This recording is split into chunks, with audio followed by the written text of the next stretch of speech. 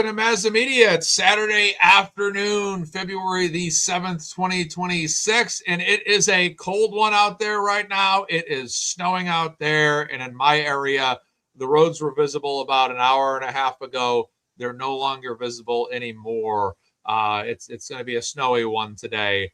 And the good news, if you're wondering, I've already bought the chicken wings. They're all ready to be thrown in the oven tomorrow afternoon, late afternoon, in preparation of that football game. That's going to be what we're talking about today. So Super Bowl 60. I keep writing it as XL instead of LX because so many Super Bowls, as you're seeing on my Super Bowl 49 hat, for years started with XL in front of it.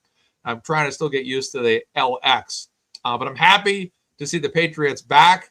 And just a little bit of information about my show is MazzaMedia was not a regular show up until 7 years ago when I began doing weekly sports shows by accident. What happened was I got together with a couple friends and my cousin and said I wanted to do a Super Bowl 53 preview show when the Patriots played the Rams.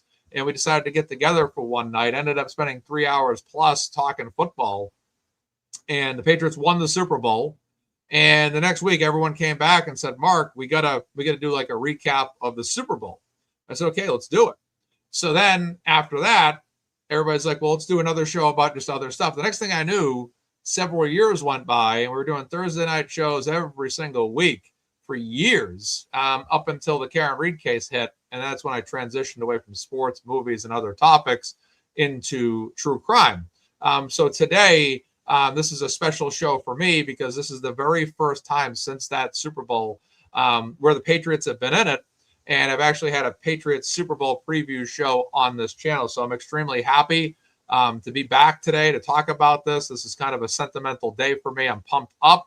I'm really excited for the Super Bowl. With us is one of everyone's favorite attorneys of all time. No question. One of the biggest Boston sports fans who spends his days in hostile New York territory where they got Giants fans, Jets fans, Yankees fans, Mets fans, Rangers fans, all that stuff out there. It's a New York Knicks fans, Brooklyn Nets fans. It's tough territory, but we have attorney Mark Bederow with us today, who is always fighting for Boston sports on the front lines. Attorney Bederow, welcome back to MazzaMedia. How are you? Minor correction. There are no Brooklyn Nets fans. Okay. Not really. But for years, Yankees were the worst, clearly. Yeah. But, my goodness. Yeah. How are you? I'm doing awesome today. I woke up today just enthusiastic, just absolutely amped up. I'm happy the work week's over now. Mm-hmm. Now it's like I can kind of just simmer down now, just put all my focus on the Patriots, make sure I got all the food organized for tomorrow. And I'm really pumped up for this game, as you can tell. I'm rocking my Super Bowl 49 hat, which the Patriots famously won against the Seahawks. And here we are again, the fourth Patriots Super Bowl to feature a rematch, which is incredible. How would you like to be today a New York Jets fan where the alternatives are Sam Darnold being on top of the world and as the last line of defense and the firewall to preventing the Patriots from winning? I mean, I assume the viewership in the New York area will be lower than usual. I mean, what a disastrous Super Bowl for people around here. I love it. Oh, that's unreal. I would say, though, if I was a Jets fan and I had an interest in this game, I would not want to see the rival team, the Patriots, win another Super Bowl. So I would say if I was a Jets fan and I had to pick, I'd probably say, okay, well, I guess we'll have to nip it, deal with this here and deal with Sam Darnold winning a Super Bowl. But yeah, that's tough to see. Not as tough, when we saw Brady win with the Bucs, it was like, well, he won us 6. What happened? What happened? But at the end of the day, Sam Darnold, here he is with an opportunity, really falling in line with guys like Nick Foles, other quarterbacks that have had a tougher road career-wise to get to the Super Bowl with an opportunity to win it. So this is a very interesting game for Sam Darnold. Yeah, I mean, obviously this is not a Jets discussion other than making fun of them for a few minutes before you dive in. But I mean, the difference between watching Brady go, Brady was Sam Darnold on the Jets was as first round bust gets. He was terrible. In fact, I believe his first pass attempt as an NFL quarterback was a touchdown. Of course, it was a touchdown for the Detroit Lions, not the New York. Everybody knows the famous Seeing Ghosts game, which I was at, my son and I. That was, if memory serves me correctly, we were at MetLife for that, and it was a Monday night game, I believe. I think that was a Monday night game, and where the Patriots just destroyed the Jets, day that ends in Y. But he leaves the Jets, he goes into other systems, and look at him now. He's considered one of the better quarterbacks. It's amazing. But I think making him make mistakes will be the key to this whole thing tomorrow. I agree with that. And what's interesting, too, is just some players in the league, they sometimes struggle in certain systems. And I just wonder if Sam Darnold, who is excelling now, it could be a combination of, he's developed over the years. He's had a lot of, Ryan Fitzpatrick was a journeyman quarterback. Was probably the most notable journeyman quarterback in sports, in NFL history, obviously. But I don't think there's been many other players that have been consistent starters in any sport that have played for that many teams. But you wonder if Darnold's now got a lot of seasoning. He's about 9 years into his career. And started, pretty much every game except for the years in San Francisco when he was behind Brock Purdy. But I'm interested in seeing how he performs tomorrow. And I absolutely agree with you. I think that while people are talking about the Patriots offense versus the Seahawks defense, I think the Patriots defense versus the Seahawks offense could really be what ultimately determines this game. I think it will, because Darnold, even though he's been good the last few years, he's still a turnover machine. I mean, that's his Achilles heel. It always has been. He will throw bad interceptions. He does not play particularly well under pressure. Not that any quarterback plays great when there's large 300-pound men about to break you in half running right at you. But he saw ghosts. Everyone he knows about that, those famous stories. And, the Patriots line has been good in the playoffs. They've been putting a lot of pressure on people. And if they get to him, and that he's apt to make a big mistake at the worst moment. So, I think the key is keeping his number one target, who is probably the best receiver in the NFL, under wraps. Hopefully, I would do it Belichick style in the old days. What did he used to do? He was famous for, you're not going to beat us with your best player no matter what. You have to find another way. I mean, you saw it in the first Super Bowl with Marshall Faulk and all of that. But, the idea to me, how about just double teaming JSN on any play you can. Yeah. And maybe put Gonzalez man to man on Cooper Kupp, who's obviously not what he was, but he's still good. And if you get pressure on the quarterback and you can double team their number one guy and have an all-pro corner, hopefully lock down the other option, then, I would feel pretty good about their chances. I agree. I think that's really huge. Is I feel like when we look at the offensive weaponry of the Seattle Seahawks, they have a very nice, their team overall, just like the Patriots, are very well balanced. They got the receivers. Kenneth Walker, of course, a great running back in this league. But I think you're right. I think that the Patriots secondary has the defensive weapons to at least maintain a level of solid defense on the Seahawks throughout the game. Obviously, like you said, Christian Gonzalez has been one of the top cornerbacks in the league, if not the number one cornerback in the league this year. And then you have Marcus Jones as well. And I look at when they played Seattle 11 years ago, and, there were some defensive issues there. I think with Harrington, I believe it might have been, when it subbed out for Malcolm Butler.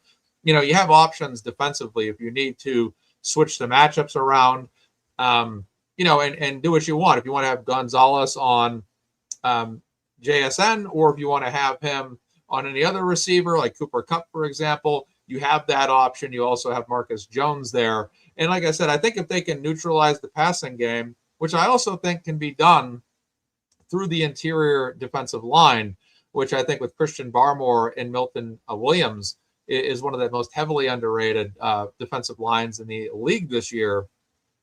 Well, a couple of weeks ago, Denver had, by all accounts, one of the best offensive lines. pass protecting in the league. And they, I mean, granted, they weren't with their number one quarterback. That it is what it is.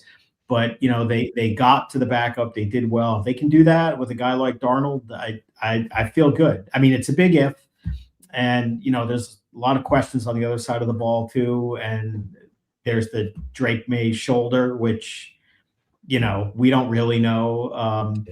Everybody says it's fine. There's no injury report. I don't know. It kind of gives me bad memories about the undefeated year with the Brady ankle. He was clearly not well, and they poo-pooed it, and then he wasn't. And they lost. It is what it is. But he wasn't anywhere near as mobile as, not that he would ever be that mobile to begin with, but that's his throwing wing. Hopefully it'll be okay. The weather will be good, so I'm sure that's a factor too. They've played in some crappy weather for every playoff game in the cold. The weather, I think, will be in the 60s and low winds, so it's kind of ideal for just the players without the elements. So that probably will help May too. I agree with you. And what's interesting? People forget that Brady was hurt heading into Super Bowl 36. It was a 1 week preparation instead of the traditional 2 weeks due to the 9/11 attacks that caused the delay in the season. And of course, Bledsoe, as we recall, had to step in when Brady took a very serious injury. But we were fortunate because going into that Super Bowl, Brady was healthy. Now, like you said, with Super Bowl 42, there was another Brady injury with a walking boot when he was walking around New York City a week or 2 weeks before the Super Bowl. So yeah, it's interesting. It does bring back some memories, and I'm hoping it's to be more Super Bowl 36 like with his injury recovery than Super Bowl 42. Not that he looked too bad in 42. I just think their offensive line had a really bad night, obviously, to say the least. But yeah, I'm thinking, I'm hoping for the best. And they're telling, from what I've heard from the analysts this week, his scrambling abilities should be a very nice asset in shaking up the defense of the Seahawks and throwing them off their game. Yeah, and certainly for a team, you grow up watching the Patriots, you've never seen anything like this, literally ever. In watching them, the idea of having a quarterback who, if a play breaks down, can use his legs legitimately and get a lot of yards. I mean, even on the naked bootleg a couple of weeks ago, which was apparently planned by him and McDaniels. I mean, a designed run. I mean, that's just the kind of thing they would never do. But yeah, he can keep plays alive and wing it, as they say. And you can't prepare for that. I mean, unless you're going to dedicate a guy to spying him, which I don't believe they're going to do. I don't think he's that much, of a designed running threat, but he does elongate plays. He's unpredictable. He's very athletic. When you see him run, you just want to say, like, tuck the ball in. I mean, he is a little reckless with the football, but hopefully that we won't see that tomorrow. Yeah, that RPO they ran against the Denver Broncos, almost said the Denver Nuggets, Denver Broncos was great to get that first down to seal the AFC Championship. That was a great design play great execution, but great design by Josh McDaniels as well, I felt. Yeah, no, that play was incredible. I mean, it was not what anybody expected, and just an incredible way to advance. Yeah. Absolutely. Let's talk about defenses. There has been a long story throughout every game in the playoffs so far about top 5 defenses. You have the Chargers, the Texans, the Broncos, now the Seahawks, but you also have the Patriots, essentially, who are the top 5 defense. I've seen some rankings where a lot of the television analysts are going to tell you it's the Seahawks that are number 1, but I've also seen a lot of analysts that have said that the Seahawks are number 6 in some of their rankings as well. But the Patriots, regardless of the defenses they face, and also in 2 of those games, weather-based circumstances, they've pushed through and won those games. Yeah, I mean, with the extra week, I don't know how much momentum gets lost in recent trends. Yeah. But by all accounts, at least for the last month and a little bit beyond, the Patriots have been playing elite defenses every time. And as you'd expect, the offense has been, not great at all times. And the elements, certainly in Denver, had a lot to do with that as well, maybe to a lesser extent against Houston. But Seattle has not played a very good defense, and sometimes the Rams are not great. They're not terrible, but they're not a great defense. And towards the end of the season, they didn't really play anyone defensively who can pass rush if the interior linemen are doing their thing. You talked about the secondary, so it'll be very, very interesting to see how Seattle is prepared to go against. I think you're right at this point. Clearly, an underrated defense who I think they finished second behind Seattle and or close to it in points allowed. I think that's where Seattle came out number one. Actual points, but in the defensive metrics, they're like fifth or sixth or whatever it is. Yeah, that's that's a big point you make, and that's a point I've had myself this past week. Is that this was brought up on NFL Live as well. They some of the analysts were debating, and it always seems to me like the former football players, even on CBS Sports, Patrick Peterson, Kyle McFadden, I think his name is, all these former players, Ryan Clark, who's on ESPN.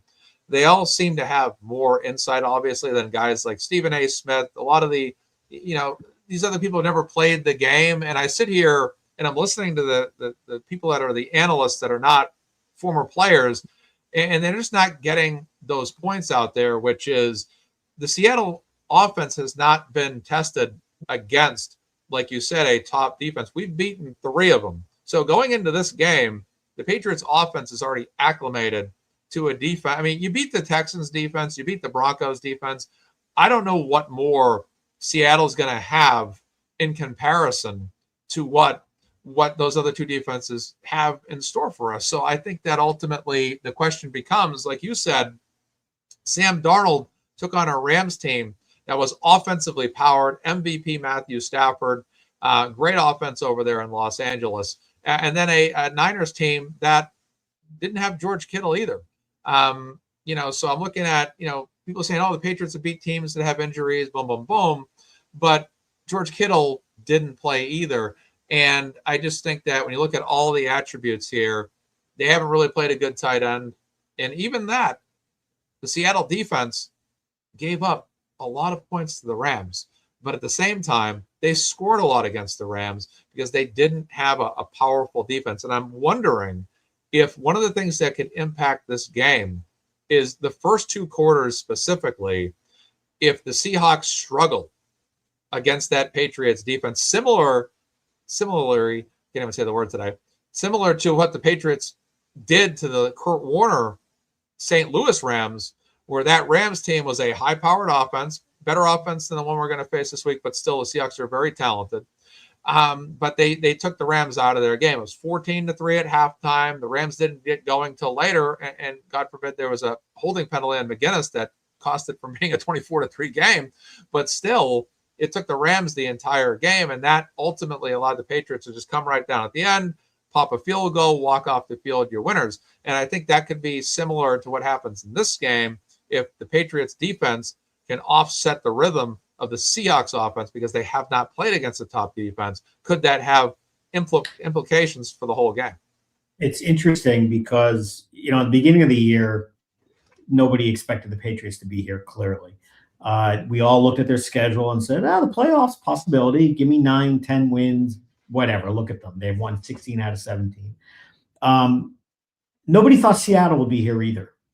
Okay. I don't think people looked at them as bad as the Patriots, but I don't think anybody seriously would have said that Seattle would be here either. And what's interesting is both of these teams don't have many Super Bowl veterans, if you will. Sam Darnold, it's the Super Bowl, so it's the biggest game of his life, clearly. But other than this run of a couple of weeks ago, he's never played in a big game in his life. They have a young coaching staff. I don't know what kind of Super Bowl wisdom they have, and I don't know if that even matters. What I will say is Josh McDaniels is going to his 11th Super Bowl as an offensive coordinator.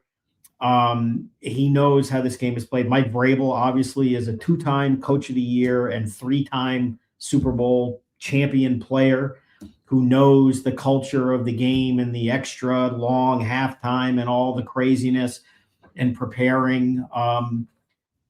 I don't know if any of that stuff really matters because, again, we're not players and, Right. you know, we're not cartoon characters like Stephen A. Smith, but we're certainly not, you know, living from experience about how this works. But I wonder if how much of that just coaching experience edge and just been there so many times through probably, two of the three most important people for the Patriots, really the head coach, the offensive coordinator, and, you'd say the quarterback, have been to this game many times. That's a huge point, and I think that I'm looking at the coaching staff, like you said with Josh McDaniels, and of course Mike Vrabel, who's never been in a Super Bowl as a coach in any form, but has played in 4 Super Bowls, which was incredible. I'm not sure if he was actually in the '90 Super Bowl 30 with the Steelers. I can't remember if he played that far back, but he knows what it's like. He knows the routine. And here's the thing about Mike Vrabel.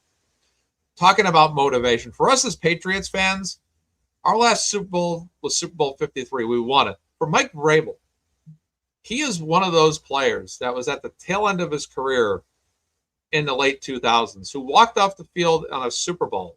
That was Super Bowl 42. And that is the last time that man has ever stepped foot in a Super Bowl game as a player or a coach up until tomorrow. And you have to think there's a serious level of motivation and determination to motivate that team and prepare that team to be ready to play. And on the flip side, go ahead. I'm going to cut you off. I was going to say Sure. one way to use his chops is, Yeah. He can look at a guy like Stephon Diggs, Hunter Henry, Pop Douglas, Boutte, whoever, and say, I've got 2 more touchdown receptions in the Super Bowl than this whole room put together. So who's gonna catch up? Yeah. I mean, the guy literally has 2 touchdown receptions in the Super Bowl, back to back, 2 years in a row, which is crazy. But those kind of tactics hopefully have come and gone. We saw the almost disaster where they tried, the famous high snap halfback play that almost blew up their face that Brady would do so many times. And hopefully that stuff is gone. But I'm getting off topic, but I am expecting some kind of McDaniels shock and awe. Sure. Whether it's, Amendola and, against the Ravens or some of the other you've seen in the past, but, they've got some interesting guys who can do that. Marcus Jones is an interesting X factor for those kinds of things. And I wonder if we'll see him sneak in there, some kind of sneaky, fast, God knows what. I hope so. I just, that's what I'm wondering. Because, they, like I said, we've seen McDaniels, that Ravens game was a textbook example of having plays up their sleeves that they just pull out. And that was a classic moment when Edelman threw that ball to Amendola when they were down like that. And they're down 14 at the time, I think. Yeah. That was a wild game. They went down 14 twice. And I thought for sure that was a winnable game for the Patriots, but then it just turned into them being down 14 points on 2 occasions, and that team had the fortitude to come back. It was awesome. But yes, the coaching staff, I think, is well seasoned. And looking at the flip side of things, with the Seattle Seahawks coaching staff, their head coach has never been to a Super Bowl. He has coached under the Harbaugh, I believe both Harbaughs, at least John Harbaugh with the Ravens. He's a nice up and coming story. Similar to coaches like Jeff Fisher, who never won a Super Bowl, but Bill Cowher. Other coaches that were able to step in and take teams to Super Bowls. John Gruden was another coach that kind of came out of nowhere and really had, some solid years there as a head coach in the league. And I'm looking at Mike Macdonald with a great opportunity for himself. But the thing is I don't think necessarily not having experience is going to cost you a game. But I think that what I get concerned about for newer coaches, and Tom Coughlin obviously didn't show any of this. And Doug Peterson was a coach that beat the Patriots in Super Bowl 52, but he had been an assistant, I believe, with the Packers when they had won a Super Bowl in years past. Is, you really have to mentor your players, get them ready for, like you said, the big halftime. I mean, there's a lot of teams that don't have the ball in the last 3 minutes of the second quarter. There's a 35, 40-minute halftime show. Then the other team gets the ball, and they don't have the ball again till 9, 10 minutes in the third quarter. And it's an hour and a half later. Thoughts on that? It's part of the preparation, yeah. And I think having Yeah. experience helps. I mean, I did read somewhere this morning that, I mean, as the Patriots were practicing, that they were getting off the field, taking extra long half times. I mean, I don't know why anybody wouldn't do that. I don't know that that's some great reveal that this is some master plan that they did. But you're not going to have guys who understand the Super Bowl time frame and schedule more than Vrabel and McDaniels. I mean, they've just been to this game, 1,000 times. And, as far as the players, I mean, Milton Williams was in the Super Bowl a couple of years ago.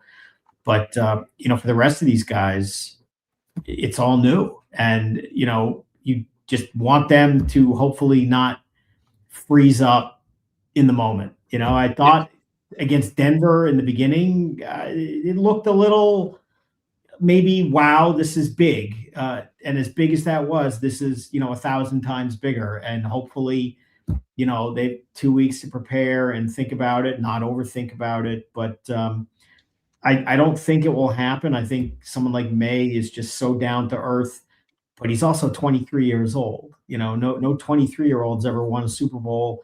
He's in his second year. He just got screwed out of the MVP. Not that he cares.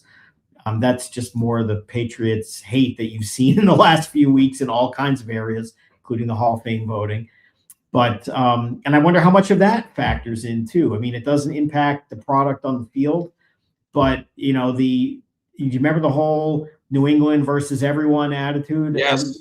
I mean, I had one of those T-shirts, right? New England versus everybody, and the hate is back, and that's a good thing because that means what they really are good. If people hate them so much and hate everything about them and give them no respect, and at least for the most part, the talking heads, non-player edition, you drew that distinction earlier. I think that's an important one. Will all tell you that this is Seattle's game to win or lose, and that's fine. I mean, that may very well be. A lot of the football people think they're favored, rightfully so, as well. But this whole thing where New England doesn't really have a chance, or this cupcake schedule, which is true. I mean, the schedule was weak, but so was Seattle's. I mean, look at their schedule. It was not that much better. They had similar records and stats against opponents in common. We talked about the Patriots were playing better defensive teams coming up to this game. They did have to play a game on the road as well, which is always tougher, even though they never lose on the road, apparently, and never to lose ever again on the road, maybe. Right. But, I wonder if the disrespect factor helps just get them even more amped up, but in a good way. Controlled anger, if you will, as opposed to just losing control. Channeled motivation. Now, a great point you brought up is just the schedules. Now, one of the things I'm noticing about the paths to the Super Bowl, and this gets back to my thoughts about, because I feel the biggest thing in this game is going to be coaching, preparation, game planning, and adjustments in the game. Now, for both teams, their path through the playoffs has been absolutely different, regardless of who they played and the talent levels of the dynamic of the rosters.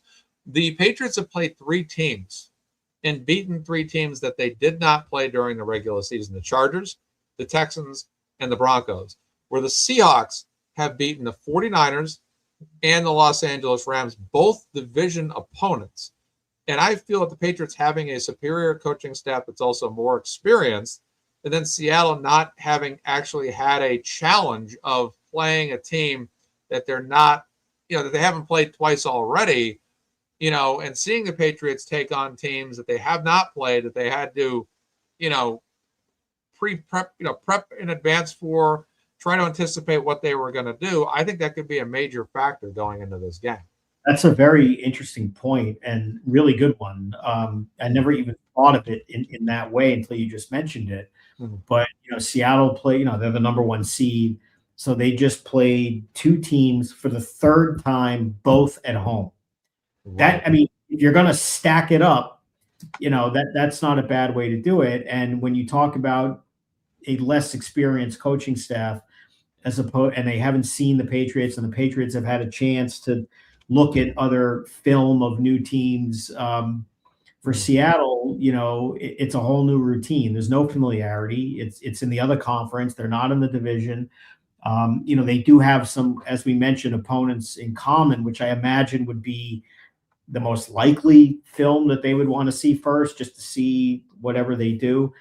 But I think that's an advantage for a more experienced coaching staff for sure. And I think, given they've been playing tough defense in the elements, assuming they're healthy enough, yeah, I definitely think that that's an interesting observation, and that the Patriots have had the more difficult path, allowing for the obvious exception that the Chargers had a banged up offensive line. There's no question about that. Houston was missing their best wide receiver, who's one of the best receivers in the game. That's true. And then, of course, Denver is missing their quarterback. But again, that was a road game in Denver in the altitude, which is always very, very difficult in the snow. So, but that's a very interesting point that I had not even thought of until right now, that they were playing third games against both teams. So there's a lot of ability to know what you're dealing with. I mean, one could argue the other teams knew that as well. But again, they're going into Seattle, which is a notoriously tough place to play, the 12s and all of that stuff. So that's a good point. When I look at the Rams games, the Seahawks games against the Rams, they had actually lost to the Rams the first time, 21-19. Then they beat the Rams in overtime. So this was November 16th, the first game, November 18th, the second game. They lost 21-19 by 2 points, then won by 1 point in overtime, only to win by at least 4 or 6 points, whatever it was last week or the week before. Now, in the games against the 49ers, get this, they lost the first game to the 49ers as well. So they lost their first game to the Niners. They lost their first game to the Rams. They lost 17-13 in week one. Now, week one can kind of be thrown under the rug, but what's interesting is when they traveled to San Francisco in the very final week of the season, they only beat them 13-3 by 10 points. Good defensive effort, obviously, but the offense didn't get much done. However, when they played them a few weeks later in Seattle, they ended up blowing them out about 41-6. So this tells me that those two games they played against the two teams they beat in the playoffs, they actually lost to them the first time. And even when they beat them the second time in the regular season, it was close. And that to me stands out like a sore thumb, because I think there's so much criticism about the Patriots' ability to win this game. But I think when we do a deeper dive into the Seahawks, you can see that there's some things there that can be dug up and brought to the limelight. I go back to what we started, though. To me, it's all about how comfortable is Darnold. Yeah.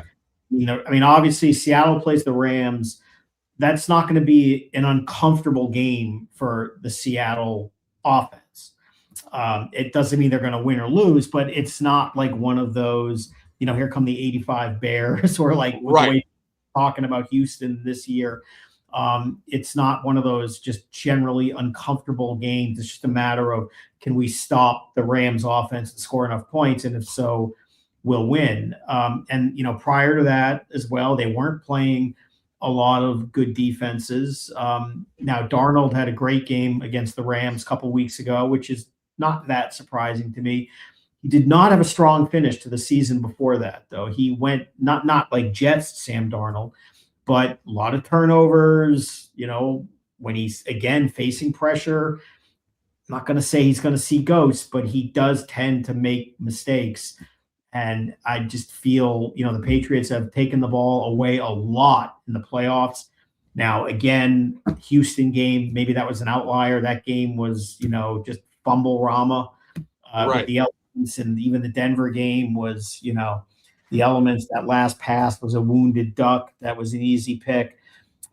So it's hard to tell how much of that will carry over. But you have to like the idea of their ball-hungry defense if they get pressure on this quarterback and him just making mistakes, as long as they can, not just get killed by a guy like JSN, who is, at this point, I think he's clearly the best receiver in the NFL.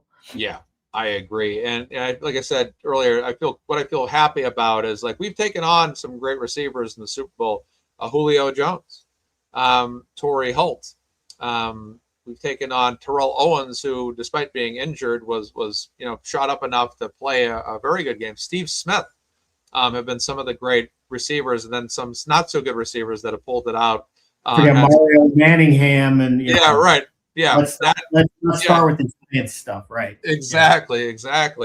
But I think in the coaching system for the Patriots, like you said, they've been very well managed against. Like you look at the 05 Eagles, they had Brian Westbrook at running back, they had Terrell Owens as receiver, and the Falcons team we came back and beat. They had some very solid running backs on that team with Julio Jones and Sanu, who played for us a couple of years after that. So the Patriots have played a lot of good players, but they, like you said, they're very intricate and limiting these players, making them play in an uncomfortable manner. And I think that's what's going to be huge this week. I really just think that one of the biggest pieces of analytics I've heard this week is that they said the Seattle Seahawks offensive line is good, but it's stronger on the outsides. It's weaker on the interior. And to the Patriots defensive line by comparison, you have Christian Barmore, Milton Williams, you got Tonga. It helps the interior pressure and it helps stop the run game. I mean, if they're running up the middle. Look, to me, again, that's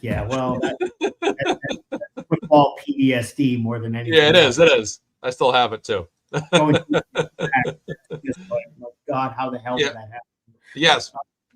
Anyway, the old way, the Belichickian way, which worked back most of the time, was you're not beating us by having your stud do his thing. And if you're the Patriots and if you're gonna lose this game, I would rather lose this game and say Sam Darnold just went, I hate to say it, like Nick Foles crazy out of nowhere. He just was on fire. It didn't matter. We locked up his main guy here and there, and he just had one of those games and it happened. Wouldn't you feel better about that than if you just play like man coverage or, soft zones and, JSN ends up with, 9 catches for 190 yards and 2 touchdowns. And you'd say, how can you let that happen? Like that cannot happen.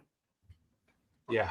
They got to do everything they can to keep. Like I said, that's because here's the thing. There were a couple Super Bowls where we've played teams over the years, like Jake Delhomme, and Jake Delhomme was a quarterback that. Oh, Jesus.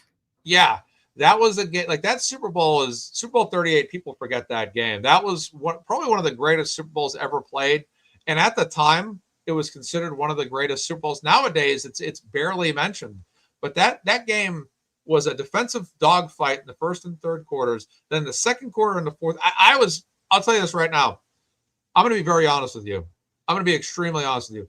I'll go back and watch the highlights of every Super Bowl the Patriots won. But even though the Patriots won Super Bowl 38, I get so sick to my stomach watching how intense that game was because I was so nervous that was the most nervous I ever was, I think, during a Patriots win, with the exception of the ending of the Seahawks game the first time around. Your team has been so good and so dominant historically since they beat the Rams the first time that you actually forget things. Not you literally, but other than the first Rams Super Bowl, which it was right after 9/11, they were the underdogs. No one's ever going to forget that. 38-39 with Carolina, which I agree, it was an incredible game. How the Panthers came back late and, here we go with Vinatieri again. The Eagles game, which was intense, but not like the Carolina game. But those 2 wins are basically dust bag to history. They're not. Yeah. Now, in all fairness, the Seattle Malcolm Butler one is, incredible.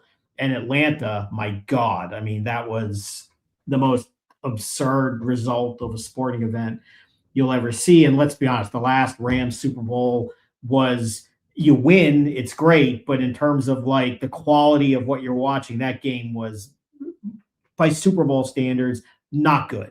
Generally, take the win, but no, you remember. I would look, the first time they played Seattle, I'll never forget this. I had a broken broken ankle and was in a full cast, sitting on a couch downstairs. Yeah, I had a comminuted fracture on my ankle from a couple of weeks before, and so was laid up. And that game was intense. And then, in the second half, it's going back and forth. And then, you remember the lead up to Malcolm Butler, the full lead up, and it was depressing, okay? Because there was that ridiculous completion downfield, right? I mean, just First, ball out, and you're like, are you kidding me? Now they're on the whatever yard line, and then they're getting it down low, and you just feel like that this is not looking good. And you had that incredible tackle by Hightower on the play before, but even then, you're thinking they still got 2 or 3 more runs at this, and they're on the 1 yard line. This doesn't look good. And when the Malcolm Butler play happened, my brain wanted to go crazy, as you can imagine, and stand up and run up and down. The physics of my body, of course, would not allow me because I couldn't move. But I mean, I can remember this absurd attempt to just stand up, yell, go. I mean, that may be the single most. We've talked about this before. Like, what are yes, those most moments?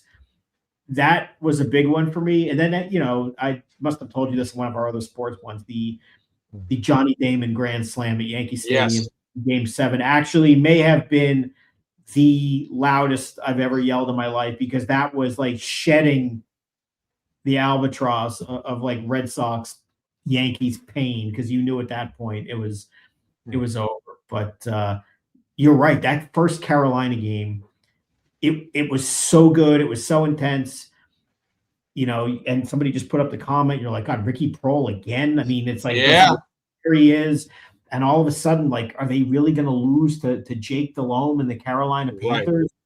Right. And then, just the Vinatieri. I mean, my God, at that point, there it was. A Hall of Famer Adam Vinatieri, by the way, before Bill Belichick and Robert Kraft. But yep, unreal. Yeah, I just that's the thing about these quarterbacks in the Super Bowl is, like, I thought Jake Delhomme, because I was not impressed with Carolina's offense, and then the Patriots defense in 2003, in my opinion, was the greatest defense in Patriots history. I think 2004 was just behind it. They lost Ty Law for the year in 2004, so I think that brings them down just a notch. But I thought 2003, you had Rodney Harrison, Ty Law. That's the other thing.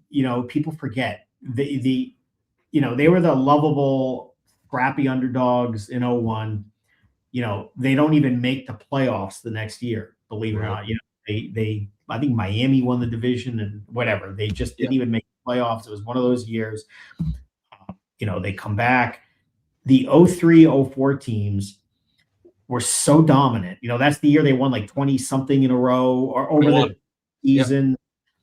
They were defensive teams, with all those guys. I mean, obviously Ty Law, I'll have the Ty Law jersey out tomorrow. We need Super Bowl magic. Yes, we do. We need a pick six. Or Bruce. I have to pull out the Bruce. I don't know. We'll see. Yeah. We'll see. One of the two.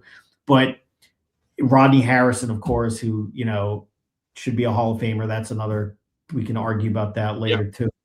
But those teams were defensive teams. And then when they brought in a guy like Corey Dillon, who was just, on the tail end of his career, but so good. And Brady was good. He was not Tom Brady yet. I wouldn't call him game manager Brady. That's not quite fair. But he was not a stat guy then. He was not what he became like during the Brady. implementation of the layers of the dynasty. But I do feel like the first part of that whole era is kind of shoved aside. And the 2003-2004 part, to me, that was like the ultimate juggernaut of that whole 20-year dominant run. They were just incredible.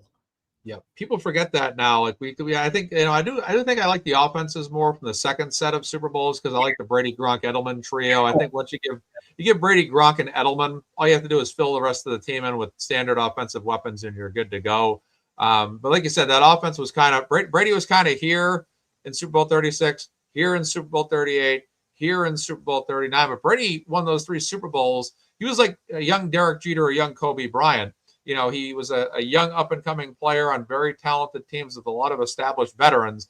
that kind of really amplified that team's success level. But then all three of those players had that big gap where they didn't win.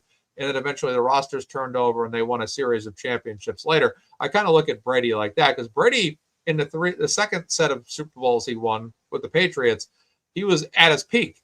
But the first three, he was an up-and-coming kid. And I thought that, one of the things that helped them a lot, especially in 04, was their offensive weapons like David Givens and Deion Branch were developing, as well as the acquisition of Corey Dillon, which I really thought took an offense in 03, which struggled in a lot of wins. But then in 03, it was just through the roof with Corey Dillon on that roster. I mean, people forget how good Corey. I mean, look, he was in like Cincinnati wasteland, but how good and physical he was, and he was just a perfect addition to that. Because those were like tough Patriots. They were tough guys on both sides, and he was perfect for that. Yeah.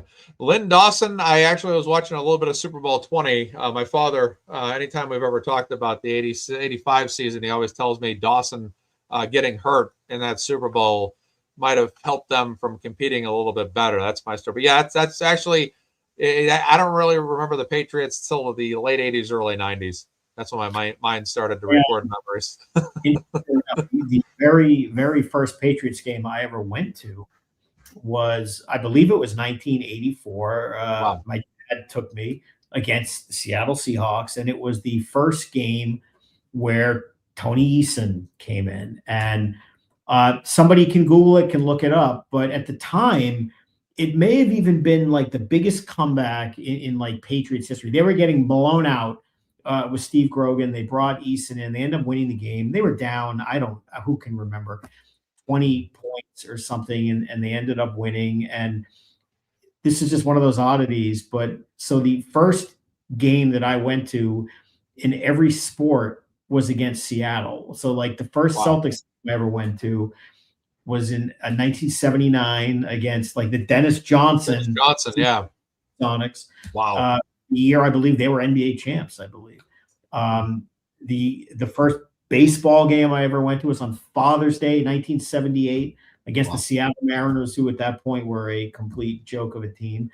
And the first football game I went to was the Patriots and Seahawks. So just kind of one of those weird things. That's awesome. That's cool. That's really cool that they had that little trend going with all those franchises. I miss the Supersonics. I want them back. I'll tell you that. Yellow. Yeah, no, these were the Dennis Johnson, Jack Sikma. Yeah. Gus Johnson, those kind of, those old, and they had the best, those green and yellow old Sonics. Yeah. They're so cheesy, but they're so great.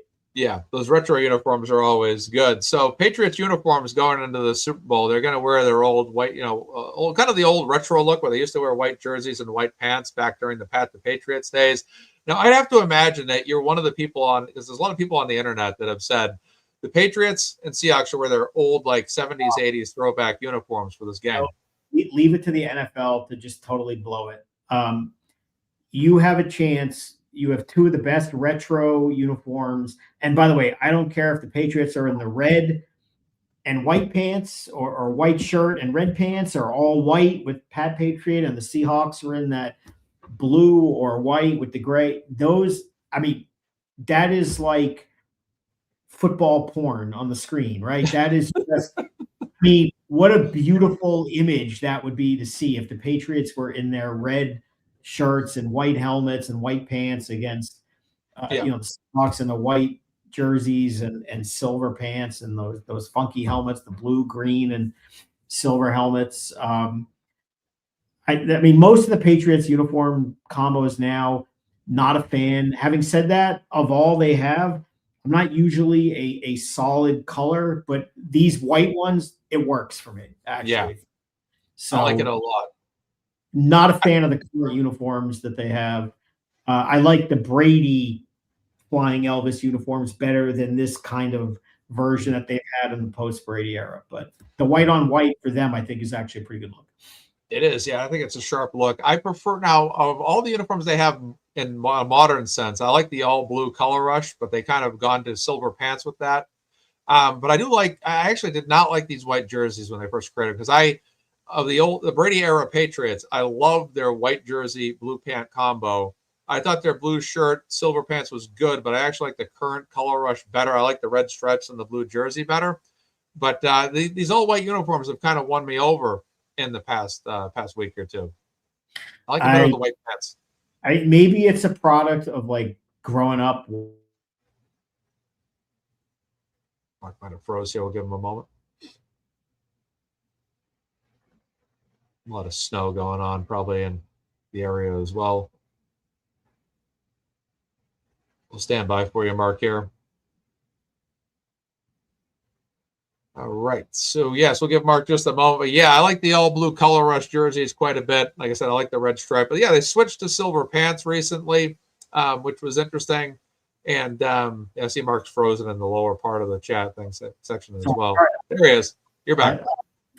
But when I grew up, the NFL uniforms, I mean, the Patriots, the Seahawks, we said, the Houston Oilers, those light powder blue and the oil derrick helmets, the Tampa Bay like creamsicle uniforms, even the old Falcons with those red ones, the Redskins back then. I mean, there were just the old Dolphins, with the teal and the smiling dolphin, not their kind of confused one that they have now.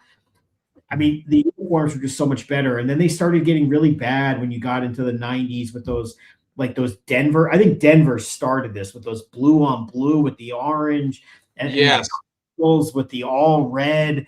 And those uniforms are just horrible. And they should, I mean, anytime these teams do the retros, New Orleans was another one that had just great uniforms.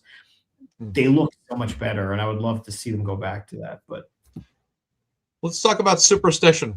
Let's talk about the Patriots winning Super Bowl 39 against the Eagles in their white jerseys, blue pants. They beat the Seahawks in white jerseys, blue pants. They beat the Falcons, white jerseys, blue pants. Now, for those of the people watching the show that don't know, in an odd-numbered Super Bowl, like 49, for example, the NFC is the designated home team. In an even-numbered Super Bowl, the AFC is the designated home team.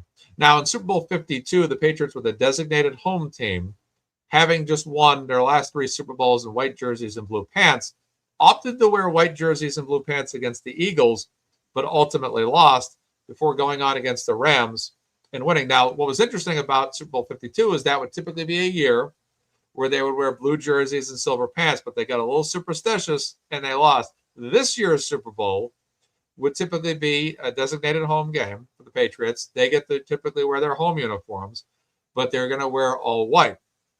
Are you superstitious about that being like Super Bowl 52 where they lose off their uniforms? No, I mean, I think they only care about themselves and look at their record in all white this year and wearing road uniforms, if you will. I mean, this is absurd, but the Patriots just went 9-0 on the road. I mean, they've won more games than any team in history.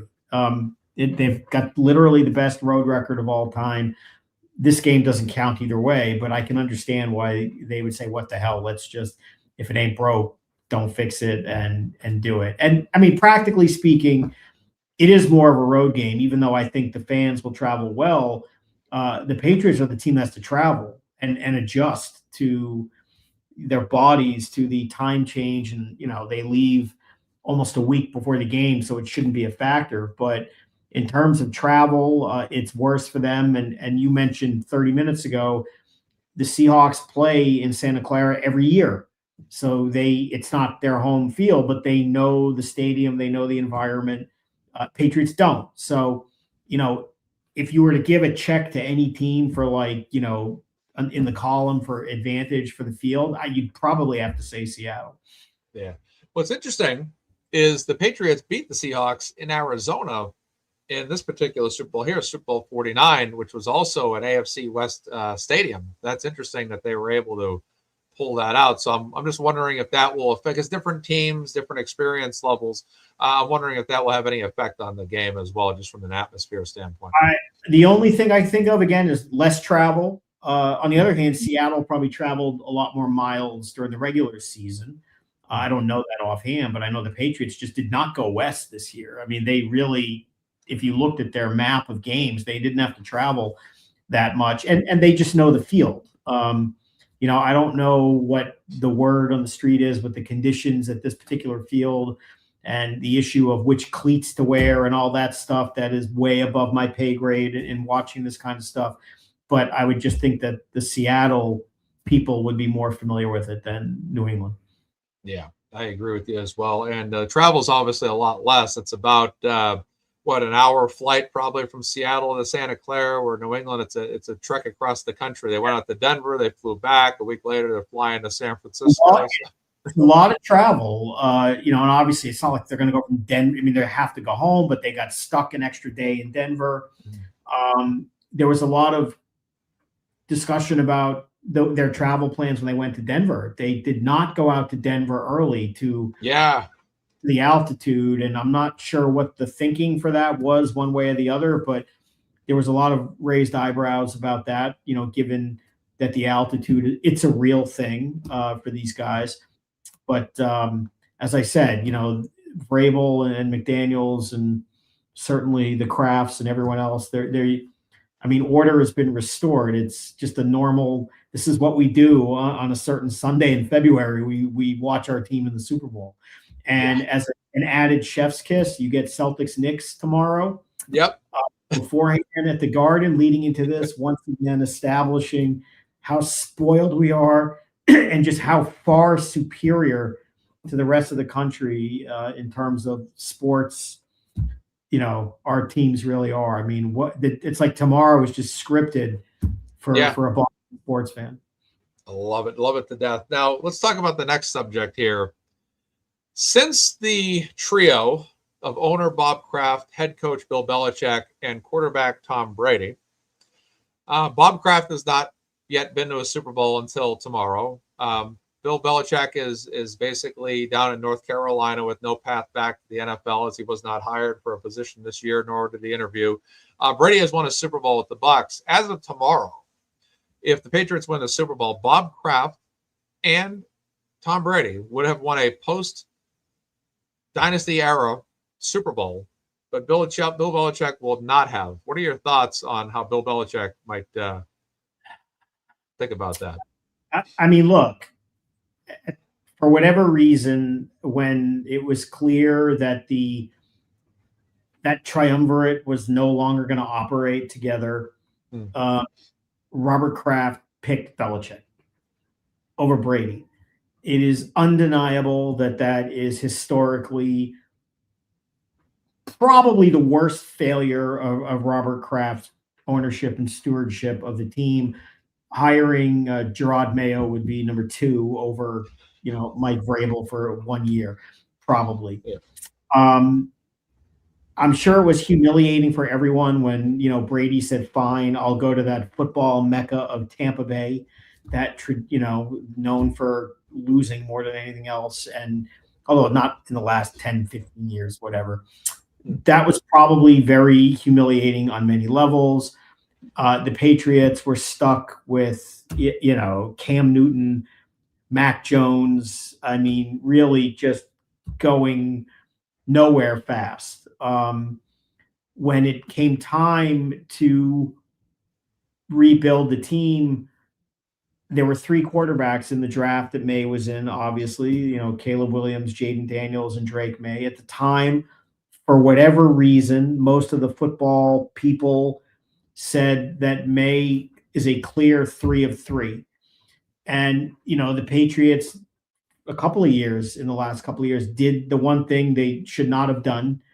They won a game they should have lost to increase draft selection. But by losing that game in the year of the May draft, they actually fell to Drake May. I mean, I think they would have taken Jaden Daniels like anyone else. And it turns out that although Caleb Williams had a good year and appears to be a good draft pick, I don't know that he's ever going to be Drake May for a lot of reasons. And, I'll have to tell that to Bob Mata when we see him next.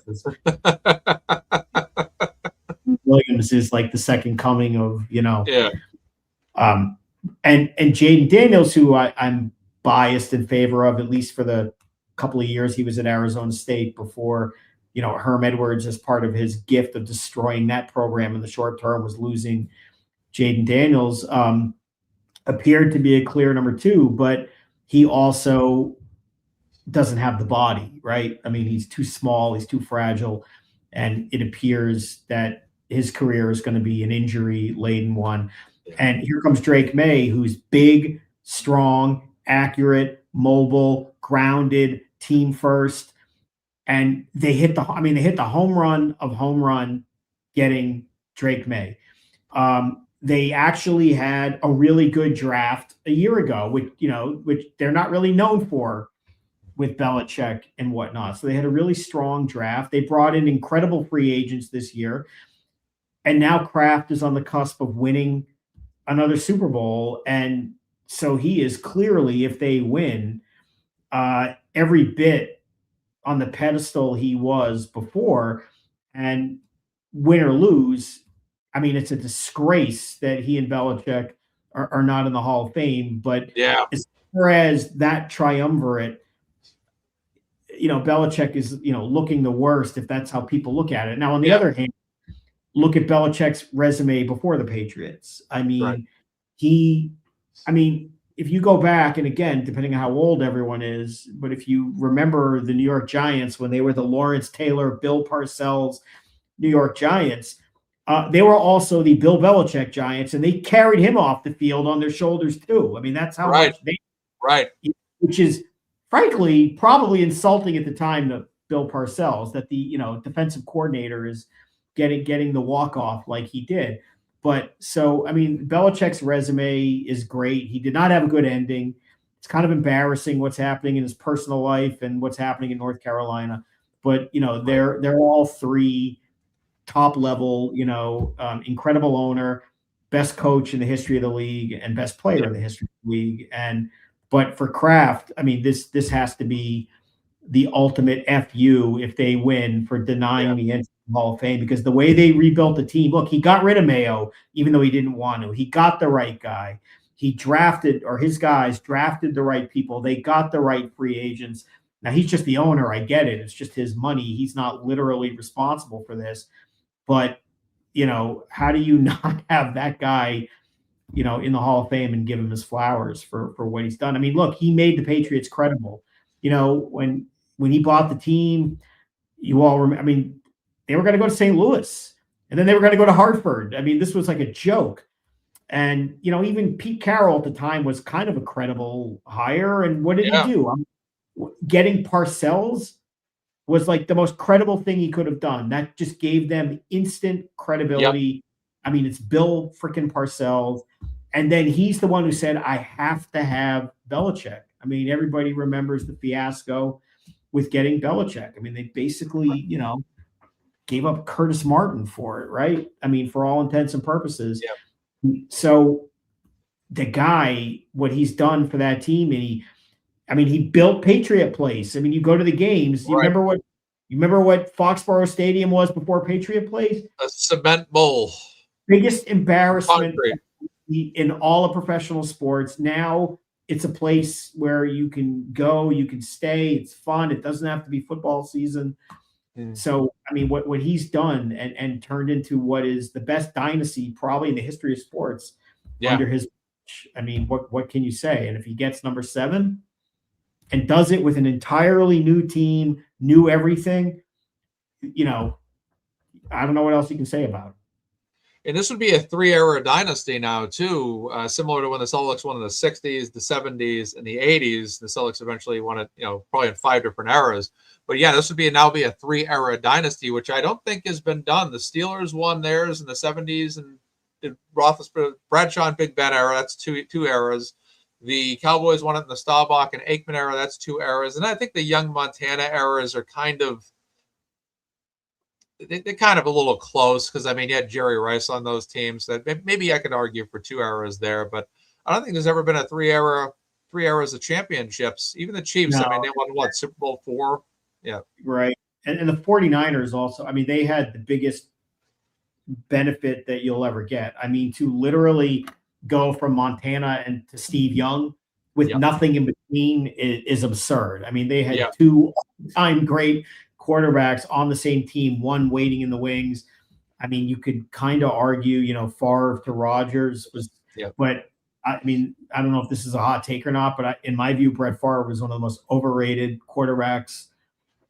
Fantastic to watch and fun and all of that, and a gunslinger and all that. But I don't think he's anywhere near the level of these greats that we're talking about. That's the thing about Brett Favre. He kind of looked like the kind of guy just went out there and played it at, no preparation, just went out there and just threw the ball wherever he pleased. And, he had the natural talent to do that, but he wasn't like Brady or Peyton Manning that could really break down game tape. Yeah. And like all great Green Bay Packer quarterbacks, he goes to the Jets to professionally die and, spend your last couple of years in, Jets Loserville, which is, oof. That did not work out well for either one of those guys. Wow. No, I tell you, it's just going to be interesting to see, again, Drake May, now the fourth Patriots quarterback to start a Super Bowl and the fifth Patriots quarterback to play in a Super Bowl. Tony Eason, then Rogan subbed in. Then you got Bledsoe, Brady. And it's weird because this is only the third Super Bowl that for the Patriots that doesn't have Tom Brady. Tony Eason, Drew Bledsoe in 1996 season, 97 Super Bowl was the last time we've had a non-Brady, non-Belichick, even though Belichick was in Super Bowl 31 as a defensive coach and assistant. It's just crazy to think like, wow, it's weird. Like Brady and Belichick aren't on that sideline or on that field for us this week. It's remarkable. I mean, again, especially for people of a certain age who remember how bad historically the Patriots were. They had that little run in the late 70s. They weren't bad, but they never got anywhere. Yeah, 78 too, I think. You obviously had the Super Bowl year against the Bears, although that ended in like just thumping. During the late 80s, I mean, they bottomed out. I mean, just, McPherson and all that, and, Rod Rust and that whole era of just awful. The 90s, they were terrible. I mean, Bledsoe was a number 1 overall pick because they were the worst team in the league. Right. They got a little credible with Parcells and, did a little damage. But if you would have said as recently as 25 years ago that by the year, suppose the Patriots lose tomorrow, okay? Yeah. By the year 2026, in all-time Super Bowl history, the Patriots would have the most appearances, the most wins, and most losses in the Super Bowl. I would have told you the odds of that or whatever the word is for less than zero. I mean, that's insane how they've become the model gold standard for football when really until they beat the Rams, they were the laughing stock. I mean, they were really in the conversation with like the Buccaneers and, the Bengals. Browns, the Lions, the Bills. Yeah. It's crazy, because like when I grew up, like I said, I don't remember their 85 season. I don't remember their 76 season. I grew up in the late 80s. When I was a kid, very young, when I was starting to first start watching football, it was 93 when I started to watch every game. But 4 or 5 years prior to that, I'd watch them and follow them. They would lose every game. They were horrible. And when I grew up, I remember telling my classmates in middle school, like the Patriots are going to win the Super Bowl one day, and all my classmates would look at me like, "Man, you're out of your mind." And then Super Bowl 31 happened. I'm like, I'm going to prove all my classmates wrong right now. Then they lose. I'm like, 5 more years later, I was right though. 85. I mean, that's the first one I remember where they were good. And in the playoffs, they played, the then Los Angeles Raiders, and these were the Miss Allen, those. And they had no shot, and they went out to, the LA Coliseum. They won.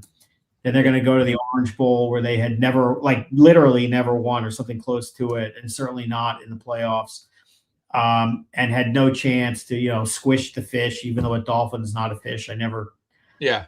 Whatever. That You whatever. never filleted, That was a game they had, no chance. And this is Dan Marino at his peak of his Marino. And then you're like, all right, now they're going to go, play the Bears, and they have no chance. And they were actually ahead. The record should reflect They were ahead 3-0 against, and the wheels just came off. And the ultimate insult, and the Bears fans, I'm sure they feel the same way, is that they were getting trounced by William the Refrigerator Perry scoring touchdowns, but not Walter Payton. Yeah. And for Mike Ditka, that was a crime against football, by the way. You never should have done that, but whatever. Oh, it's wild. It's scored a Super Bowl touchdown, but William the Refrigerator Perry did. I mean, Walter Payton, in my opinion, I mean, I personally think Jim Brown's the greatest running back of all time, but I think Walter Payton is Adrian Peterson, Barry Sanders, Emmitt Smith, the running back, the Rams running back there, Eric Dickerson. Yeah. I think Emmitt Smith is probably the best running back of all time, but if you like to watch like old footage, there's only one answer: Earl Campbell. Go watch Earl Campbell. And watch him just run over people. That's why his career was so short. But I mean, if you should go back and just go to Google or YouTube and put in like Earl Campbell highlights and watch him just truck over people. He was awesome. But yeah, for Walter Payton though, not to score in a blowout game like that, where Perry did. I mean, that's unfortunate, I think. They got their highlight moment with Refrigerator Perry. That's the only historically memorable moment of that game. But then you have, like someone just said, Ditka says that that's his biggest coaching. It is, because I mean, to that point that Buzzsaw is making, Walter Payton is arguably the greatest running back to ever play in the game. This is the one time where he's going to win a Super Bowl on the team that is often hailed as the greatest team in football history, and your great running back doesn't score. It is kind of a misstep for sure. And I think, too, the Bears that year, their one loss, I think, was to Miami. Actually. That is correct. Monday Night Football. Yeah, it was on a Monday night, yeah. Which back then, Monday night meant something as opposed to Sunday night now. But right. Yeah, it's incredible. I have to ask you, what's your favorite Patriots Super Bowl victory? This is a tough one. This is a tough one. So you can eliminate obviously the Rams game. I mean, that's a great Super Bowl win, but the game itself was terrible. I think you have to take away 38 and 39 for what we talked about earlier. Even though they're great games, they're just not quite on the same level. And this is where it gets really tricky. The on the one hand, you say the first one, like the comment says, the lovable underdogs, and you can't also ignore the fact, especially, I mean, I lived in Manhattan at the time, and this is right after 9/11, and they're the New England Patriots. I mean, to play in the Super Bowl, and they were likable then. They were the underdogs, and the world was on fire. Certainly where we lived was just, everything was a disaster. And so the idea of the Patriots winning a game that they apparently had no business even being in.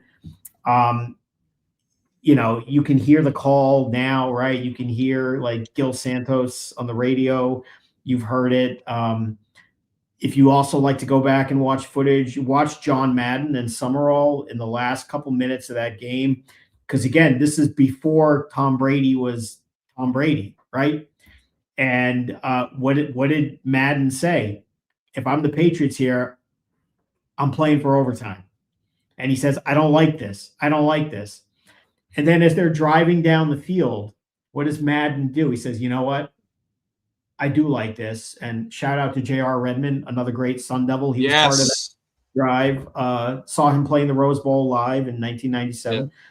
Yeah. And then Madden gives the famous comment where he says, and again, this is before Tom Brady is Tom Brady, and Madden says, what Tom Brady is doing right now is giving me chills. Like, this is insane that this young guy is going downfield, they win. So it's hard to say not that one. Then you go for a minute to the Seattle game, okay? And as far as any one moment, nothing will ever top the Malcolm Butler. I mean, just in terms of a moment. Yeah. That was absolutely, positively guaranteed loss that turned into the most improbable guaranteed win on like the snap of a finger. And that game was just an incredible game. And then you go to Atlanta, and that was the biggest statistical, you have no chance of winning, to winning the way they did, and the incredible plays that were made, that Edelman catch everybody knows about, all the other stuff. You know what? It's so hard because other than the last Rams game, every other one was a nail biter, really. Yeah. And not that the Rams game was comfortable, but it was not the same level of nail biting.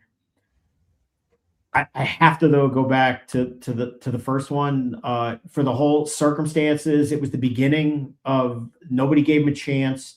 People actually liked them, and this may sound cheesy, but I find the whole Patriots winning right after 9/11 just poetic justice in all of this. And they did what the New York Yankees did not do, because that would have been poetic justice. Not that we're Yankees fans, in baseball, which was right after 9/11 in New York City, and they spit the.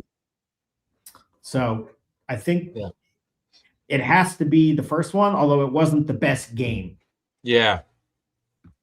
I'm right with you. It's almost like a tie between 36-49 and 51. The 36 was great because it was the first one. Now the issue, I think the thing that argumentably brings, because it's hard to not say the first one, considering how it went, how it ended, how epic it was, beating a team that was bound to be a dynasty, turning our team into a dynasty, Tom Brady's game-winning drive with Vinatieri's kick. Oh my God. And Ty Law's pick. That felt like the Johnny Damon Grand Slam equivalent. That was like, oh my God, is this going to happen? Like, how is this happening? Brady with the pump fake. But the thing is, I think that after we had that original dynasty, that dynasty was destroyed in a lot of ways. You had the 18-1 game. You had Spygate happen. You then had another loss to the Giants in the Super Bowl. But then as soon as we're getting ready to go back to Super Bowl 49, the Deflategate happens. And so we've dealt with, between that Super Bowl 39 and 49, we've dealt with all this trauma. 2 gates, 2 giant Super Bowl losses. And then at the very end of the Seattle Super Bowl, we get the go-ahead touchdown to Edelman. Brady says, great championship play by Edelman. Edelman goes, doesn't matter if we don't win, and I agree. And then all of a sudden, the Seahawks are driving down the field, just like the Giants did. Right. Oh, my God. Another great catch happens with Curse. And Brady's on the sidelines. We're all sitting there, and it's like, holy shit, we're going to lose 3 Super Bowls in a row, and it's going to happen in the same fashion 3 times in a row. And then all of a sudden, Malcolm Butler comes out of there like a bat out of hell and picks that ball off. And that's as great as the other Super Bowls were. It's just so hard to. Super Bowl 49 was almost like winning it for the first time all over again. It's almost true. And I'll tell you something else. And, historically, these NFL films are incredible, the way they make it. And if you ever watch the NFL films of that Super Bowl, because, again, you don't know in real time what's happening. Right. When you get the moment where and of all people, it's Brian Flores, right? Go, Malcolm, go. Like, this guy is a nobody, right? He's like basically spare parts. He doesn't really play. And they were actually prepared for this and had the right personnel. And to hear on the way NFL films picked it up, where they're sending him in right before the play, and then he wins. And then they're showing, after the game is over, like Butler's reaction. I mean, Butler is crying uncontrollably. He looks like, this lost little kid. And there's Brady on the sideline squealing like a 5-year-old boy who just got his first bike for Christmas or whatever. I mean, the way they put it together, it's almost better watching it in that way than the way it happened live. They really cut that game really well. That was incredible. And it was like, I almost passed out, actually. So I was recovering. I was kind of midway through the flu. And fortunately, there was no work the next day because it was canceled because there was a massive snowstorm about to come in. And I literally, when that interception happened, it happened so quick that my eyes to mind reaction time instinctively saw an interception. But then my mind, in that same instant I realized it was an interception, my mind questioned if it was an interception. Like, it's interception. Wait, is that an interception? Oh my God, it's an interception. You have to process. Yeah. Then the next thing you have to process is, don't you dare throw a freaking flag, with the shoulder bump. They're both right. And then the next thing is like, oh my God, is he out of the end zone? And does he get credit for like not trying to get out? And by the time, and then, reality sets in, but you're still like, okay, you need to snap this ball and push forward. Like you can't just take a knee in the end. They're right on the goal line. Yeah, all those emotions we're processing right there. And watching that, and I'll tell you another thing, which is crazy. And if I'm conflating games, this happens from time to time. I think it was Seattle, or maybe it was Atlanta. Which is the game where Edelman absolutely was concussed, no question. That was Seattle. He was getting, they were battering him left and right in that game. Yeah. Hit hard. Okay. Yeah. And he ended up scoring a touchdown or doing something important. If that game is played today, they're taking him off the field, the league. Yeah. For at least 10 minutes, probably the game. I mean, there is no question he was in La La Land. I don't know if you remember this. He took a hit. And that Seattle defense was, I mean, my God, they were. That was another team that was going to be a dynasty. And I thought for sure they were going to be the team of the decade. When they beat the Broncos the year before, I said, this is going to be your team that's going to win like 3 or 4, like the Chiefs did or we did prior. And then we just kind of walked right in the door and took their dynasty from them. I mean, the way they lost that game on a slant pass from the 1 yard line, when you have Marshawn Lynch and you had 2 or 3 opportunities, interesting play calling. I don't know that'll probably follow Pete Carroll for the rest of his life. I've never been to a Super Bowl in person. Never gone. No, I have not. I was poking around through some connections to try to go this year. It did not work itself out. But no, I've never been to the Super Bowl. I've been to many NBA final games, Celtics games, and also I also went to the in 1993 where the Bulls clinched against the Phoenix Suns when I was in college. I went to went to that game. I've been to World Series games at Fenway Park. I've been to Stanley Cup final games with the Bruins, Blues, and the Vancouver Canucks, but I have never been to the Super Bowl. I've been to one playoff game in my whole life, and it wasn't as a paying fan. It was as a security guard. I was a security guard for the Patriots Raiders tuck rule game in 2002. And I was up in happening, or were you looking the wrong way? Sure. So what happened with me was I was up in the stands at the very top. So it was like what would probably be the north end zone at the very top, Patriots sideline side. And I was up there for most of the game up until Brady dove in the end zone to score a touchdown. So security came over and says, you, and you follow me. And I'm like, oh, great. They're going to take us outside of the stadium now, so I can't watch the rest of this game. Quite the opposite happens. There's like an exit, and then there's a down ramp. He bangs a left. We're going down to field level. They put us in the end zone. And this is the end zone where Vinatieri hits the game-winning kick in overtime. So I'm like far end. So Steve Burton and Zolak are right behind me. And to my left is the Patriots sidelines. To the right, I see Jerry Rice and their team over there. Now, I got a full view length. So it comes down. I saw Wiggy's catch. I saw Brian Cox just absolutely decimate somebody. But when at the end of the fourth, when the tuck rule happened, and there's the end of the fourth quarter, I can't even see anything. It's just the visibility is so bad. I can see the players, but I can't see the ball. So the ball gets kicked, and as soon as the kick happens, I'm just looking up, and I just see the whole crowd erupt. I have no idea. Yeah. I mean, that's like a low duck, and it just, but, through the elements.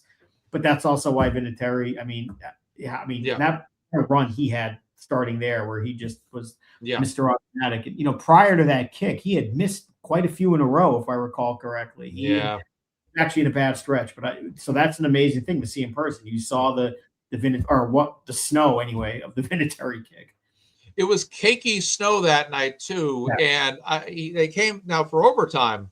I had that. I literally saw and felt the ball. Okay, I was literally probably 20, 25 yards away, and then the ball goes through, it hits the net, it drops, and they were yelling at us security guards because we're supposed to have our hands in our pockets and facing the crowd. The head guy comes over and goes, "You're facing the field. Your hands are out in your things." I'm like, he walks away. I turn right back around, and when overtime happens, like, I don't I go, I'm watching the game. I'm still like a late teen at this point. I'm watching the game and he bangs it. When I called timeout, I did everything I could not to do what the plow truck, the plow guy did. Go out there and start moving the snow with my hands. I remember that in real time too. Yeah, the guy was like some ex-felon who just cleared the lane against the Dolphins. And that's why Don Shula's always had a thing even before Belichick hating the Patriots. But that's great that you saw that. No, I've seen some crazy sports moments live.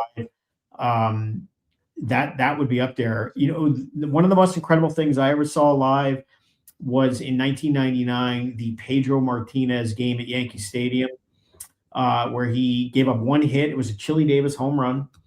He struck out 17, walked nobody, and I don't even think another ball got out of the infield.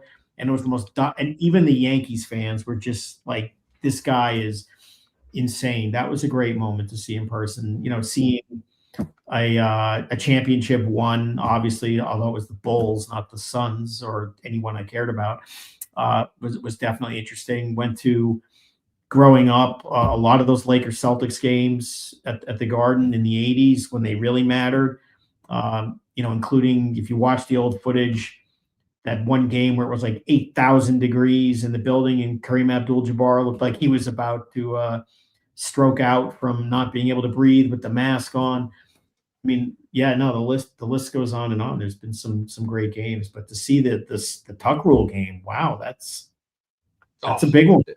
It was nuts. And, for most of the game, I just thought we were going to lose it. I'm like, this game is not going to end the way we all hope here tonight. And it just seemed, the weather conditions were terrible. It was, it was really difficult with that. And then I'm trying to see if I can track down some footage of it, because I know I actually appear in the background. Of do you? When Troy Brown's walking out, I couldn't remember if it was in America's Game or whatever it's in, but there's a moment where Troy Brown's walking off the field, and right. I can see myself in the background, but I don't see it in this clip here. I was going to try to bring it up, but I don't know. I saw it on TV one time, and I was like hyped up. I'm like, because the problem is that when the fourth quarter kick happens, the camera faces from the field to the end zone. But when the overtime kick happens, the camera's facing from the end zone looking out at the field. But if it had been facing the end zone, then you would have just seen me right there. And there's no mistaking I was there. That's me. You can tell it's a thinner body. But, it was like, I wish it was on camera. Yeah. I know. I also went to the game where there's a picture of every bar in New England has on the wall. I got to see live with my own eyes Jason Varitek kick the crap out of Alex Rodriguez. That was very entertaining. Oh, man.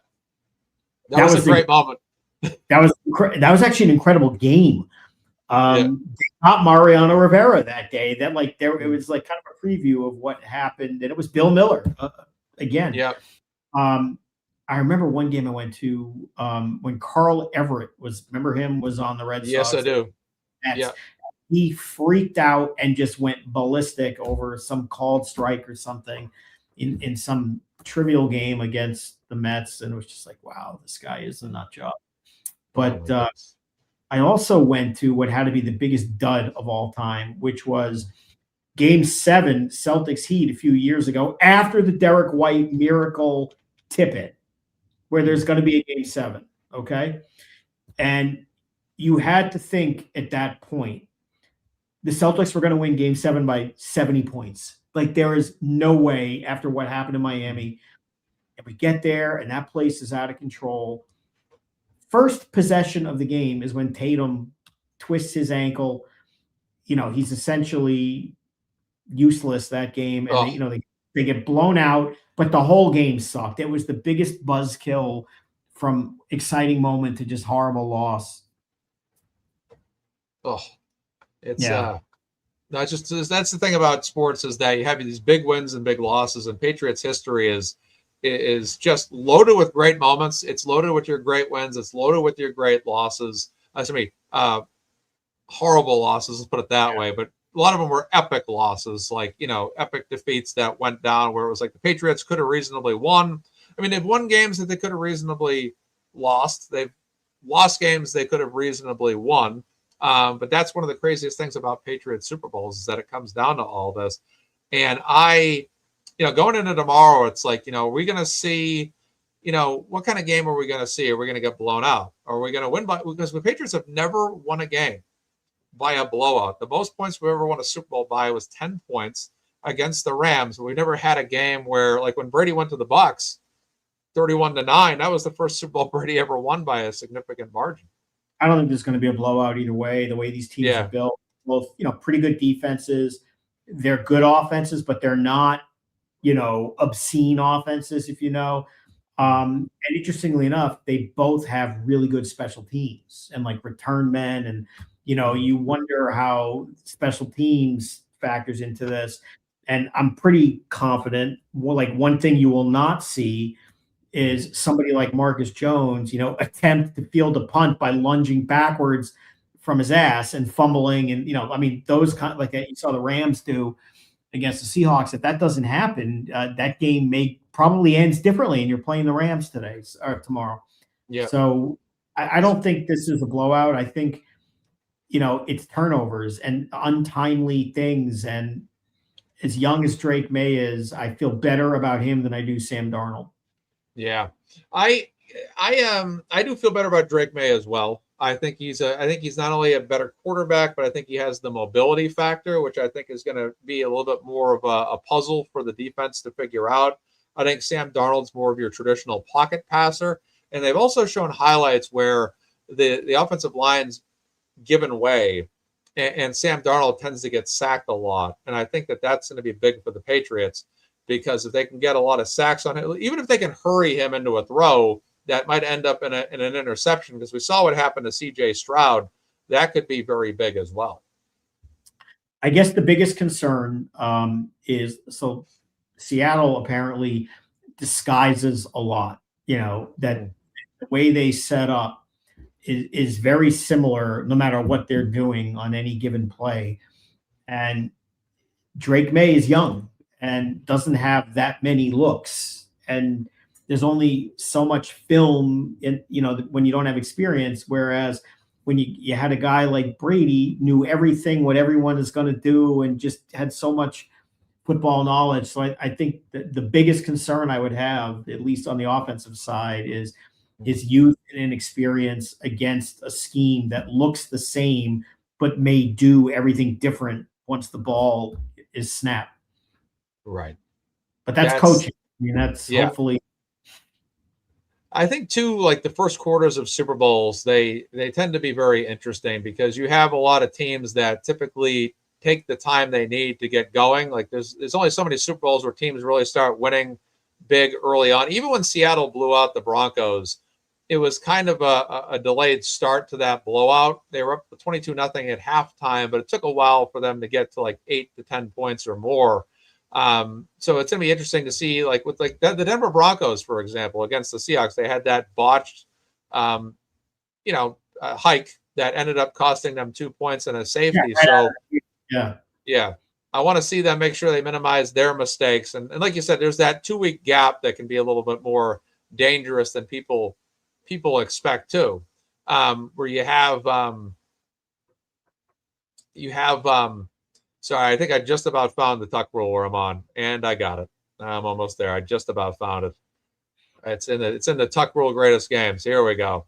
Yep, there I am.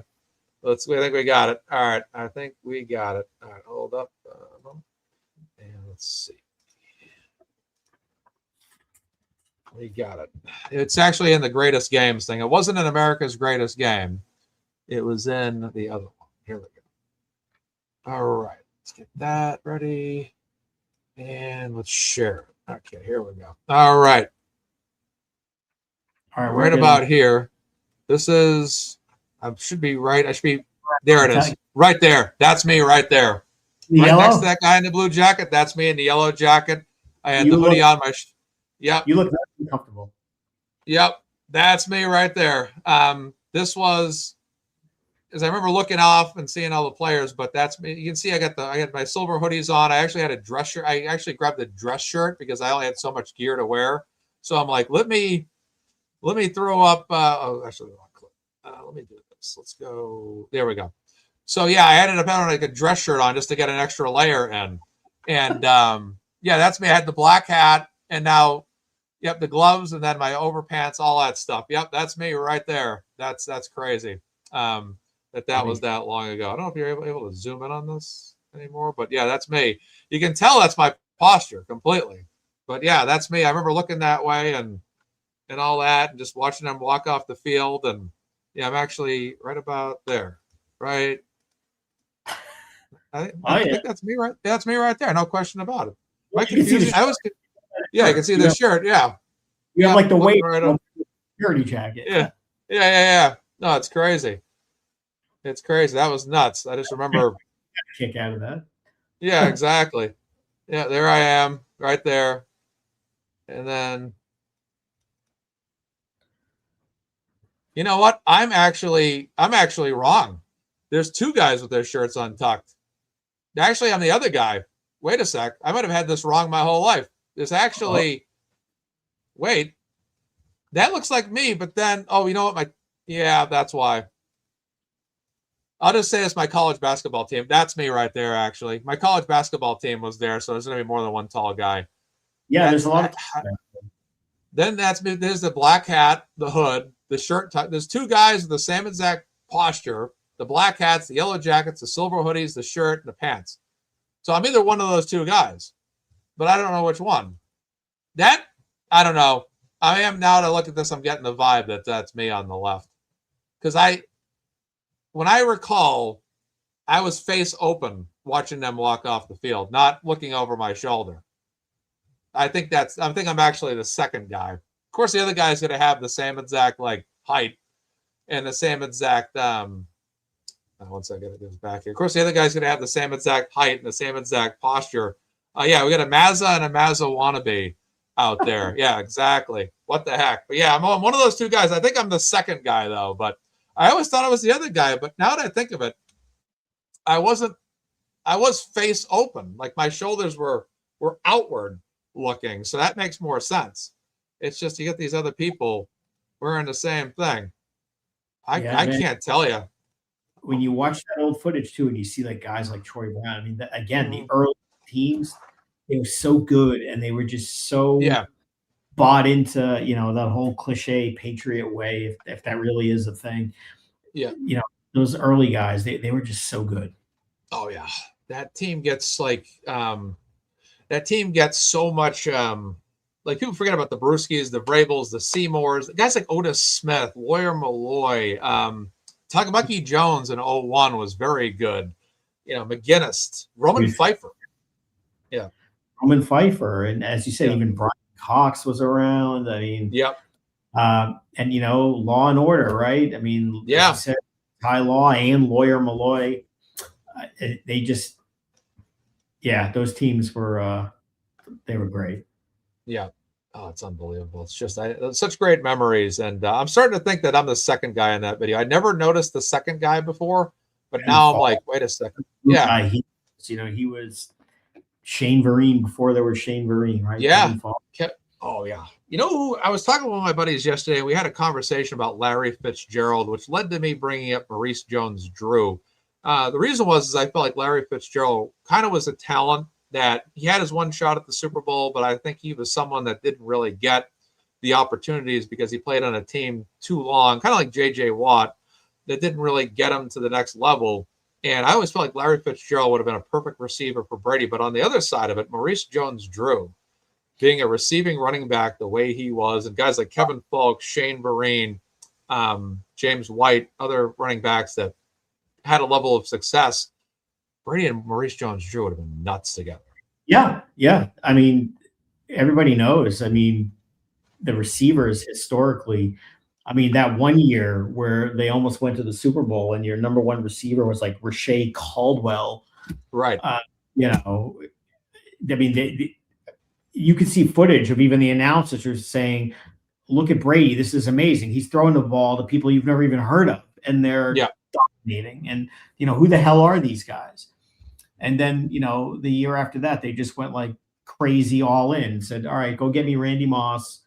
Yeah. Go get me, Wes Welker. Even like Stallworth at the time was a legitimate Yeah. receiver, and you know, they just became a video game team from that year forward. Yeah. Unbelievable. It was a great run. It's just I mean, the audio went out there. What was that? Interestingly enough, you know, the video game Patriots never won, and I mean, Right. Moss, Welker's a little more at fault than Moss, obviously. You know, my husband can't catch the ball and throw it. Yeah. You know, that was unfortunate. But you know, there's a few plays that cost them that. I mean, do you remember how good Asante Samuel was? Yes, I do. 06. But he dropped that one interception in the Super Bowl that would have ended that whole Giants thing. And next thing you know, they're the greatest team in history, like unquestionably. Like there can be no doubt. Yeah. Didn't it? Unreal. There's so many moments. I hate to bring up that game because I still have PTSD from it to this day. Of all the Super Bowls, that's the only one that really still bothers me to a high degree, just because of the stakes. But not only that, but it was a very winnable game in terms of there was a 4th and 1 on that final drive they could have stopped. There was the Asante. There was also a Rodney Harrison situation, which he could have got that.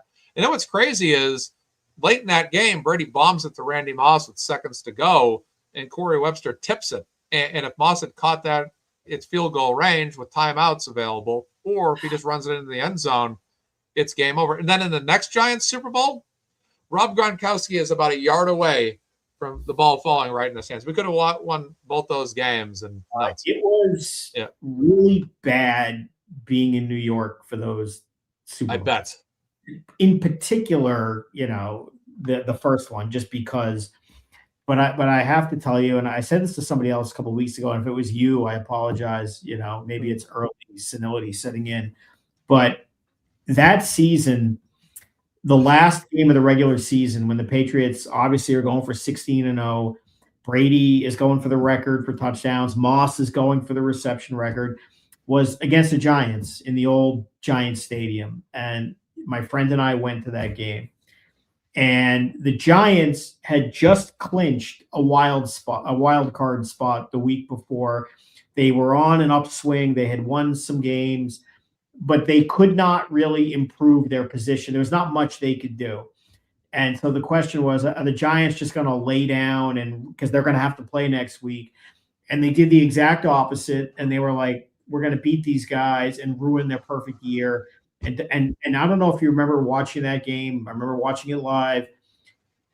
The Giants physically kicked the living crap out of the Patriots in that game and were tough as can be. And the Patriots were the better team. And, you know, Brady threw like a 50-yard bomb to Moss for the record on both ends. And they went 16-0, and it was great. But the best thing the Giants ever did was Coughlin saying, we're here to play. And that had to have helped them, you know, a month later when they did what they did. But that season was the opposite of 2001. It was an underdog Patriots team against a probable dynasty, the Rams were, and then we played them mid-season, and they beat us. We came back and beat them, and it was the same thing in 07. Me and my friends were watching that together. And right after during the game, I said, "Man, maybe we should just tank this game and just go 15-1 because I don't think we can come back." I mean, we could, we did, but I'm like, that game was getting so insane at one point. People forget they were down like 10 to 12 points, and it was like, oh my God, this is insane. But then they pushed for it, they won it, they got it, and then after that, I said, my God, I hope we do not. My perfect plan was this: we were going to go to the Super Bowl. Brett Favre was going to win the NFC Championship. Exactly. We were going to get revenge on the Packers for Super Bowl 31 and go 19-0 all in one fell swoop. That was my grand plan. Everybody remembers even the NFC Championship that year. There's Tom Coughlin like standing in like -5 degree weather in Green Bay. Right. Like, take him to the hospital. Right. Like yes. He looked like Jack Nicholson at the end of The Shining. He really did. No, the Giants were they were tough, and you know it is what it is. But yeah, that was tough. Oh, that was an awful. It was an awful game, and then the thing is, they had so many opportunities to win the game. It was just like I said, I can deal with other Super Bowl losses. I couldn't. I had a tough time with the Packers when I was a teenager. I had a real tough time with that loss. I was agonizing when Yeah, we lost that game. Yeah, and again, if you're a Patriots fan and you're in the Lions' den, it's even yeah, worse, especially with the whole New York Boston thing. But I'll also tell you this: by the 2007 part of the Patriots, it was win every game or bust, and it became in many ways, not that it's not fun to watch and win. Winning is awesome, clearly. Losing sucks, clearly. But this year, watching the Patriots, isn't it better? I mean, you want to win. You're going to be pissed off if they lose, but you're not sitting here saying, "My God, if they better win, or this is a disaster and they have no business." I mean, this whole ride. The players are so much looser, right? Drake May, is literally from Mayberry, right? He's from North Carolina, like Mayberry, and his name is May, and he just feels like so authentic. And you see him and him and his wife with her cooking videos and all this, and they're just like the perfect, first couple of New England. And it's so different than when it was like, Giselle Yoko Ono Bunchen at the time. right, It just right. she really was Yoko. You're killing the Beatles, and there's just something right about this. And I really sincerely hope they finish this because they're so likable. Yeah, it is, and it's kind of back to what Brady was in his earlier years when he dated Bridget Moynahan, who was a kind of a lower level actress in terms of Hollywood fame. Was in the movie The Recruit with Colin Farrell and Al Pacino. Is the only movie I can name of hers. One year, Bridget Moynahan, when I was in a courthouse in Manhattan, walked in because they were filming. It might have been NYPD. Is it Blue Bloods, or was she on NYPD Blue? It had to be Blue Bloods, right? This is a long time ago, but I think Blue Bloods has been on that long. And she came in, and I assure you that the people in the courthouse did not view her as a, kind of lesser known actress. She at the time, yeah. There's been some interesting people who've walked in there. You're not supposed to take pictures in the courthouse, kind of thing. One day, of all people, Walt Clyde Frazier came into the, and as you know, he dresses uniquely. And yes, yeah. I should dig it out. I had to take a surreptitious photo. Like, oh my God, there's like Clyde, and he's a New York guy. As he's been doing Knicks games forever, but he's about as charismatic a sports broadcaster. Not the best, but likable for other reasons. Just so funny in his language that he uses. I don't know if you ever watched Knicks games, but he's quite a character. Highlights, from the 70s. I remember his old, like, they used to show him in the NBA at 50. He had all the hats. He looked like a superhero when it was. But his language, the way he describes, he's funny and he's great. He's a really, really charismatic guy. But anyway. It's entertaining. Yeah, it's awesome. It's a lot of great players. It's like I always talk about, like, people like 20 years older than me, 20, 30 years older than me. If you're still alive to this day, you've seen pretty much all the Russell championships, the Bobby Orr championships. Then you had to wait for it, but you saw the Patriots years, the Red Sox years. So anybody that's really born like in the 50s or 60s to some degree, you've seen like the better part of all the Boston titles, except for maybe like the Red Sox, like early 1900 World Series titles. But yeah. Listen, my kid grew up thinking, the Red Sox can win a World Series any year. What are we doing on a Sunday in late January or February, and there's no Patriots championship game? This makes no sense. Yeah. He's been to a Stanley Cup final. We went to the 2024, the NBA finals. I took my daughter to the victory parade. We had a nice spot out there on Boylston Street. They don't know. Like, they don't know how. When I was a kid, the Bruins were always good, but they never won. But they were good. They would always make playoffs. They went to the final a couple of times, but against Edmonton, they would never win. The Patriots had that one minor run, but they were a joke. They were not good. The Red Sox were good, but we know what they did in '86 and beyond. And it was just the Celtics were good. I mean, they were mostly in the finals and they won several times. But I mean, you remember that famous newspaper? Cam Neely is what Alf Samuelson did to him. Yeah. Oh, yeah.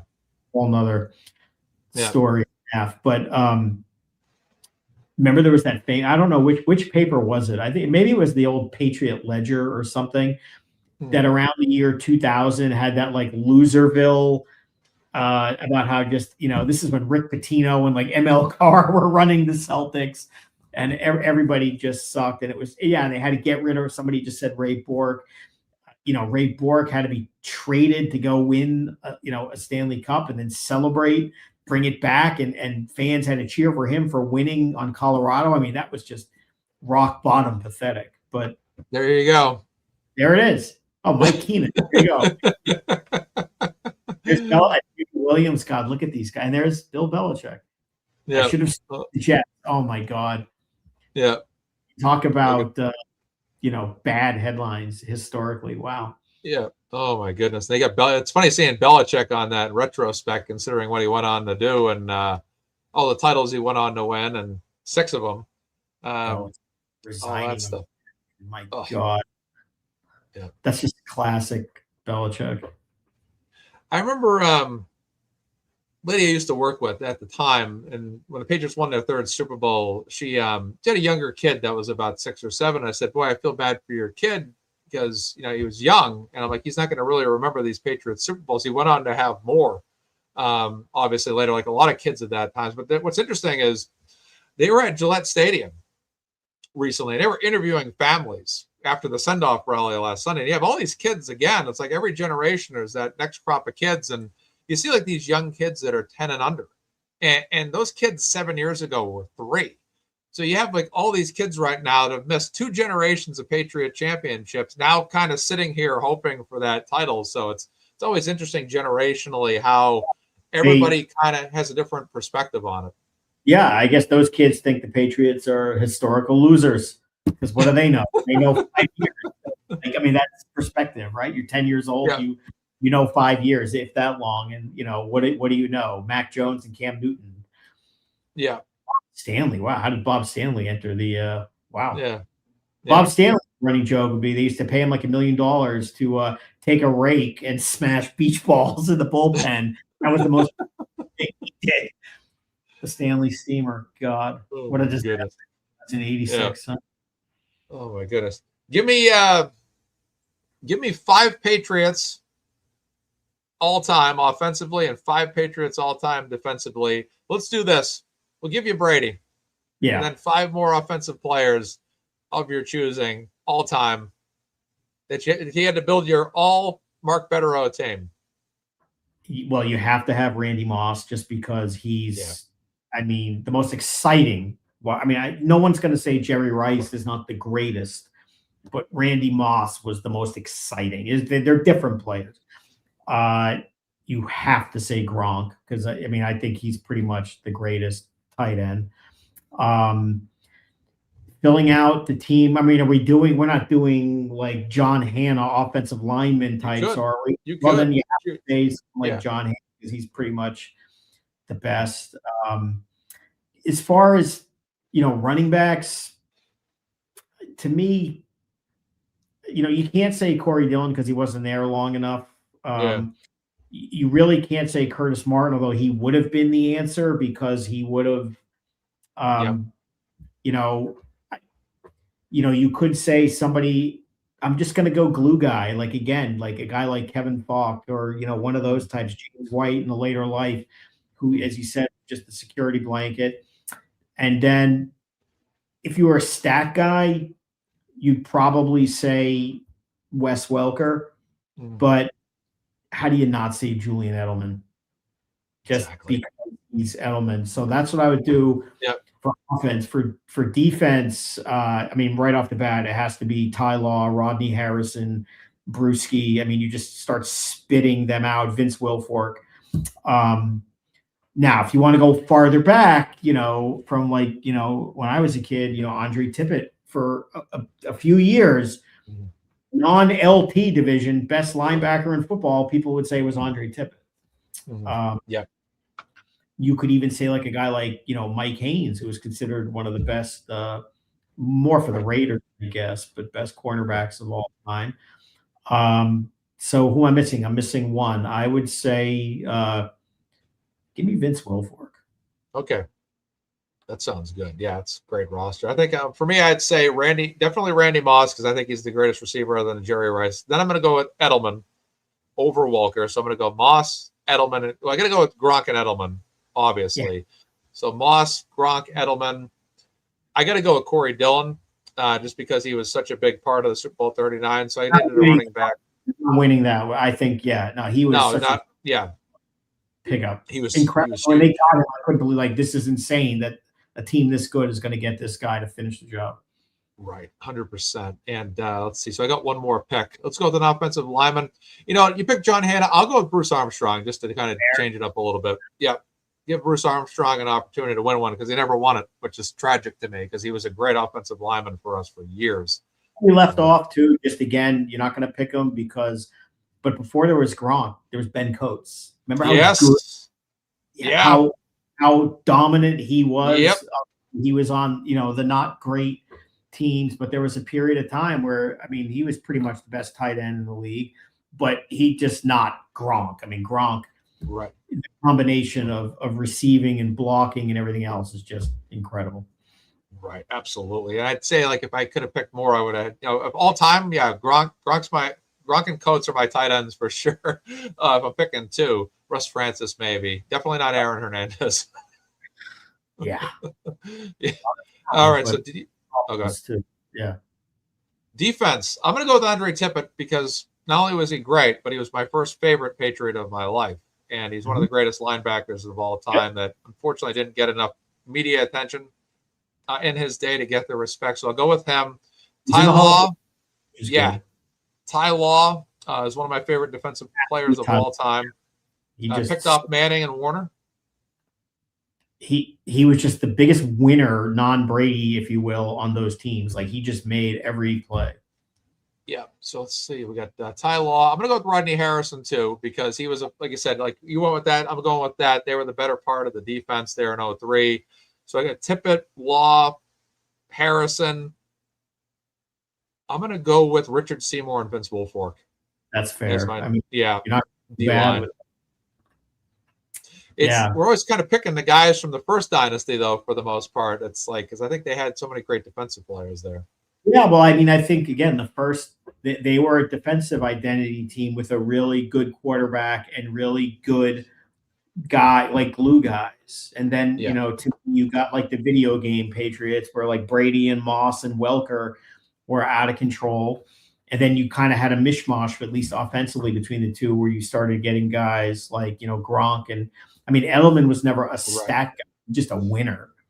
Like almost like the way they made Amendola like Edelman light. He's just a winner. He wasn't a stat guy. But how many big plays did he make? That 2-point conversion against Atlanta. You could go on and on. Yeah, with a lot of these guys. But yeah, to me, the marquee guys that I remember are the first part of that. Yeah, at least absolutely. They always will be. Like, you get your Brewskis, your Bravos. I didn't even pick, but they're kind of like the next guys, because those guys were really good, but these other guys were like perennial Pro Bowlers, all that as well. But they've had, like Dante Hightower was a name we didn't even mention, who was fantastic. He, again, what he did in the Seattle Super Bowl and the strip sack in the Atlanta Super Bowl, they don't win if he doesn't make both those plays. Yeah, just another winner. Yep. Yeah. What did you think when the Patriots were down 28-12 against the Falcons, and then they started to have that turnover happen? Not likely, but what are we doing here? Like, this is becoming a lot. It still took so much to go right. They still had a score. They still had a hit on a 2-point conversion. They still needed the crazy element play. They still needed to finish that. I mean, what I can tell you about the Atlanta game is certainly under the old rules, once the Patriots got the ball in overtime to start, like, yeah, that's it. Good night. Like you're giving Brady the ball to win the game after this. Go home, forget it. Yeah. And I'm not surprised that they just marched downfield and ended it that way. And I'm glad James got that touchdown, by the way, because God, it was awesome. Oh, when they threw the pitch and he just went out, I was like, get in that end zone, and it was just, that was just mentally, that's an argument for why that Super Bowl is the greatest too. I think I enjoy watching the highlights of that game the most because it's the one Super Bowl with Brady and Belichick where they just kind of constantly score on an opponent. There's never really that consistent run in those Super Bowls of scoring. It also depends on how you define like what a good game is. Obviously, as a Patriots fan, you could watch it again and again. You know the ending. You love it. The game itself sucked. Yes. You're getting absolutely blown out, like comically bad. It's not fun in real time. It's not even tense. It's depressing. And then, certainly they come back and then the drama builds up. But it doesn't have the tension of back and forth like the Seattle one did. I mean, that was up, down, up, down, up, down. Or even the Rams one where you're like, are they really going to do this? Are they really going to hold on? And oh shit, now they tied it. And now what? But the result of the Atlanta game is just insane. But I don't think anything can match the emotional schizophrenia that like the Seattle game can. I agree wholeheartedly. And again, I think that's, for the reasons we suggested, it was another game looked like we were going to lose. Then all of a sudden no, we're not going to lose. We won. It was just, we never got to see that happen. And I think that's always been the frustration with a lot of the losses was just if that defense had just made a play. Because honestly, in fairness to Tom Brady, people used to criticize Brady saying he never had like a game-winning touchdown drive, but he did the first time against the Giants. And they did have the lead. The pressure to win the Seattle one was also interesting because, this team has been, they blew the perfect season. They lost another Super Bowl. They're in there every year, but they're not doing well. And, like you mentioned earlier, they had the whole Spygate nonsense. And then here comes the Deflategate. And, if they don't win that game and they start like reputationally, people start to wonder as opposed to just winning and winning and winning and kind of pushing that all to the side. I mean, that was a game they had to win. And you remember the whole build up to that Super Bowl with Belichick, with I'm not Mona Lisa Vito and like all that. For those who like my cousin Vinny, right? Yeah. Oh my God. I mean, this is when the Patriots were just at their peak heel mode, where just people hated them and Belichick so much, and you just loved it. I mean, they were just like F all of you, and they went out and they did it, and they did it again 2 years later in that ridiculous. And even in between, I mean, they almost came back and won that miracle game in Denver. If they could have gotten the 2-point conversion, they probably would have won that game too. My criticism of that game was if they had just kicked field goals on the two previous drives, they just would have needed another field goal, I believe, mathematically. And they kept, because they would have got, that's right. Because they would have had, when they finally got the touchdown, they had 6, but they needed the 2-pointer. But if they had gotten 2 field goals, it would have already had the 6, then the field goal to win. No, they missed those. And then the other thing that's interesting is how different the game is today. Yes. It's like a thing now where nobody kicks easy field goals. It's all metrics and the nerds with statistics. And, it really blew up in Denver's face a couple of weeks ago. I mean, that was just arrogance by Sean Payton to not take that gimme points when the Patriots looked completely inept at the time. And that's another thing you see tomorrow. Vrabel he gambles a lot. Yes. On 4th down. And, it's very nerve wracking, right? I mean, obviously the payoff can be very high, but if you have that like fiasco that they had a couple of weeks ago, didn't hurt them as it turns out. But, if there's a chance to get easy points and you have a good defense, I get it if it's, 4th and inches, on the half-yard line, whatever. But, I feel, or it's going to be interesting to see if Vrabel continues to be that aggressive or kind of does what he did at the end of the Denver game, which I thought was very interesting. given the elements, and they did have the lead at the time, he basically was going to do nothing at nothing on offense at all other than run clock, punt. They're not going to be able to score in these conditions. And I mean, that was like smart. Oh, yeah, exactly, Mr. Verbal. Old fashioned, old school, almost like Belichickian style, thinking ahead. And I like to think that 90% of the time our coach is smarter than the other coach and is disciplined. And I think that's something hopefully that we'll see tomorrow as well. Just like trust the defense if you have to. Don't give away free points unless, obviously if you're down a lot or, you're down 2 touchdowns, and I get it.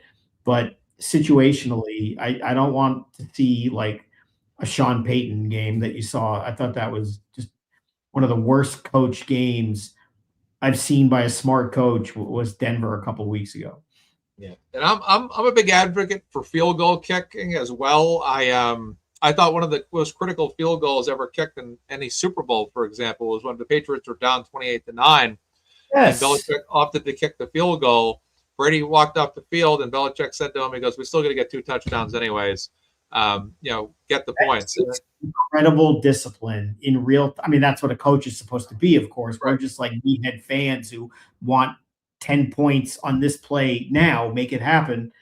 But to kick a field goal when they should have scored a touchdown, to go down 16 and still need 2 2-point conversions, I mean, that's very stressful and very depressing in terms of realistically, but they think the long game, and lo and behold, I mean, that's an underrated move you just brought up about like disciplined coaching and not just going full meathead in the moment like Peyton did a couple of weeks ago. Right. And the Chargers did that as well in the first playoff game against us. It was early in the drive. They decided to go for it. They cost themselves 3 points.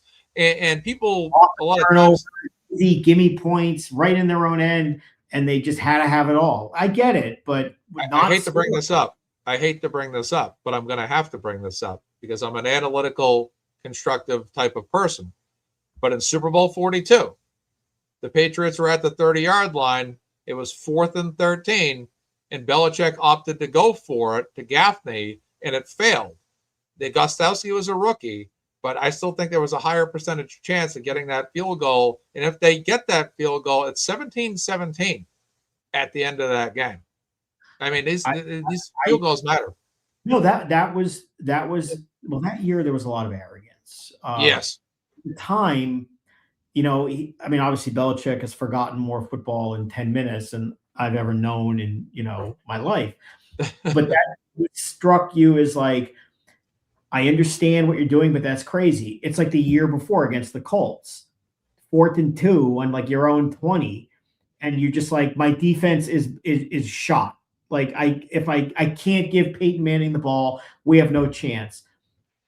Wait against, if I don't get this first down, I mean, there's literally no chance. And what happens? They don't get the first down, and you sit there and you say, really? Like I think it was their own 20, right? Or close to it. Yeah, that was like Sunday Night Football in 2009. Yeah, that was they were up against the Colts. I think the Colts almost went undefeated that year, but then they threw their last couple of games like the Saints did. They went 14-0 and then dropped. But yeah, that was devastating. It was 4th and 2. That was right? That was Kevin Falk that pass was, you're thinking of? I don't remember the specifics. I just remember thinking, like, are we really doing this? You just mentioned, the year the Colts, they either won or maybe it was the year the Saints won. I don't know. It was the year the Saints won. Yeah. I went to a game the year the Saints won the Super Bowl. I went to a Monday Night Football game in New Orleans where the Patriots were playing the Saints, and the Patriots got absolutely destroyed. I don't know if you remember this game. At this point, what was that, 2009? It was the year the Saints won, I think. It was a couple of years. The Patriots were still in that kind of, they're really, really good, but are they ever going to win again? Oh, the game down at the Superdome, you mean? Yeah. It was on Monday Night Football, I think. Yeah. It was really cool, to go to New Orleans for 3 or 4 days. And by the way, I love New Orleans. I mean, it's, if you've ever been or not been, no, if flown you over. are, Okay. Well, it's the best food in the country, bar none. Number Yeah. one. It it has cool restaurants, bars, all that. You have to watch where you're going, like block by block.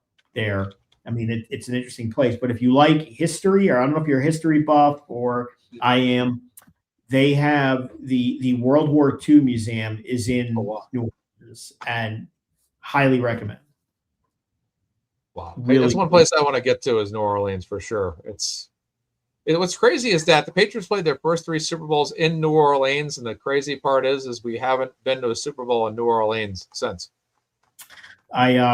It was it's such a strange city though. So, and this was again like 2009, and I went down there, and a friend of mine who at the time was the special agent in charge of the FBI in New Orleans. He's a Boston guy. Believe it or not, I believe he was a Canton guy, actually. Leave that alone. Leave that alone. He was the special agent in charge, meaning he ran the FBI New Orleans office during Katrina. And as you know, I mean, New Orleans was lawless. I mean, the government was gone.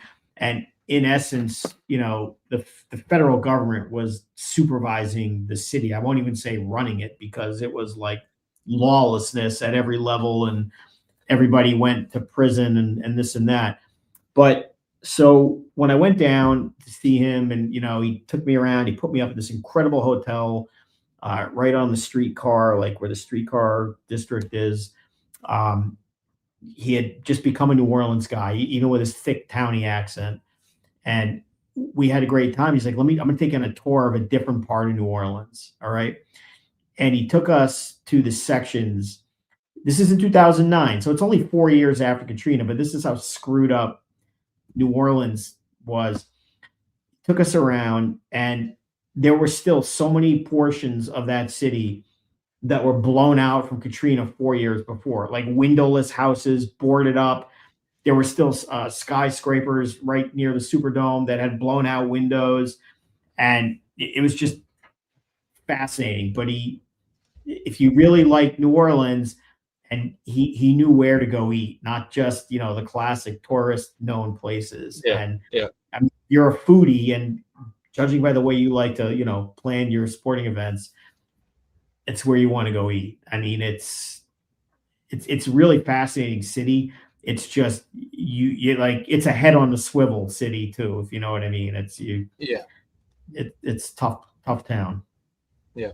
Jambalaya was a big discussion on Twitter. I saw discussed yesterday on a few posts. That it wasn't anybody, I think, in the Free Karen Reed world or Kelsey Fitzsimmons world, but I saw posts. Jambalaya is all you heard about it, going into Super Bowl 31. I've never actually had that to this day. It is good. And if, they used to have a restaurant down there, I don't know if they still have it, called the Gumbo Shop, that would make, I mean, I could go on and on about the stuff in New Orleans. It's just so unique. Like, it's like no place else in America. It really is. I wouldn't want to live there. It's a great town to visit as long as you stay in the right areas and go to the right places. It's really cool. Right.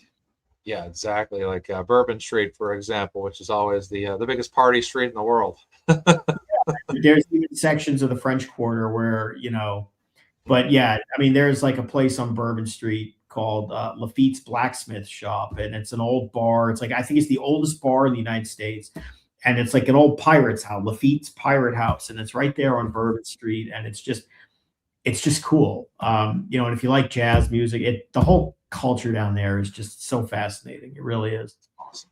I got to get down. I've been to Texas, but I haven't been down to Louisiana ever. But I figure at some point in my life, I got to start traveling for Patriots road games and just start hitting up. It's like going to a city. It's like, it's always like a sports game you got to try to go to, and it's. I think I might try to start doing that in the future. Well, there are easy ones. I can assure you. I mean, because I do this frequently. Go to the Jets games in New York. They're easy. You're right by New York City. If you're lucky, the game's late in the year, and none of the Jets fans want to go anyway because the season's already over. But if they're ever playing the Jets or Giants, it's close. It's easy.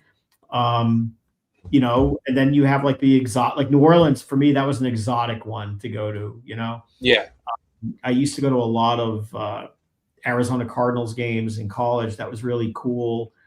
Going to Buffalo in law school was kind of a unique. I mean, Buffalo is they're incredible fans like nobody else.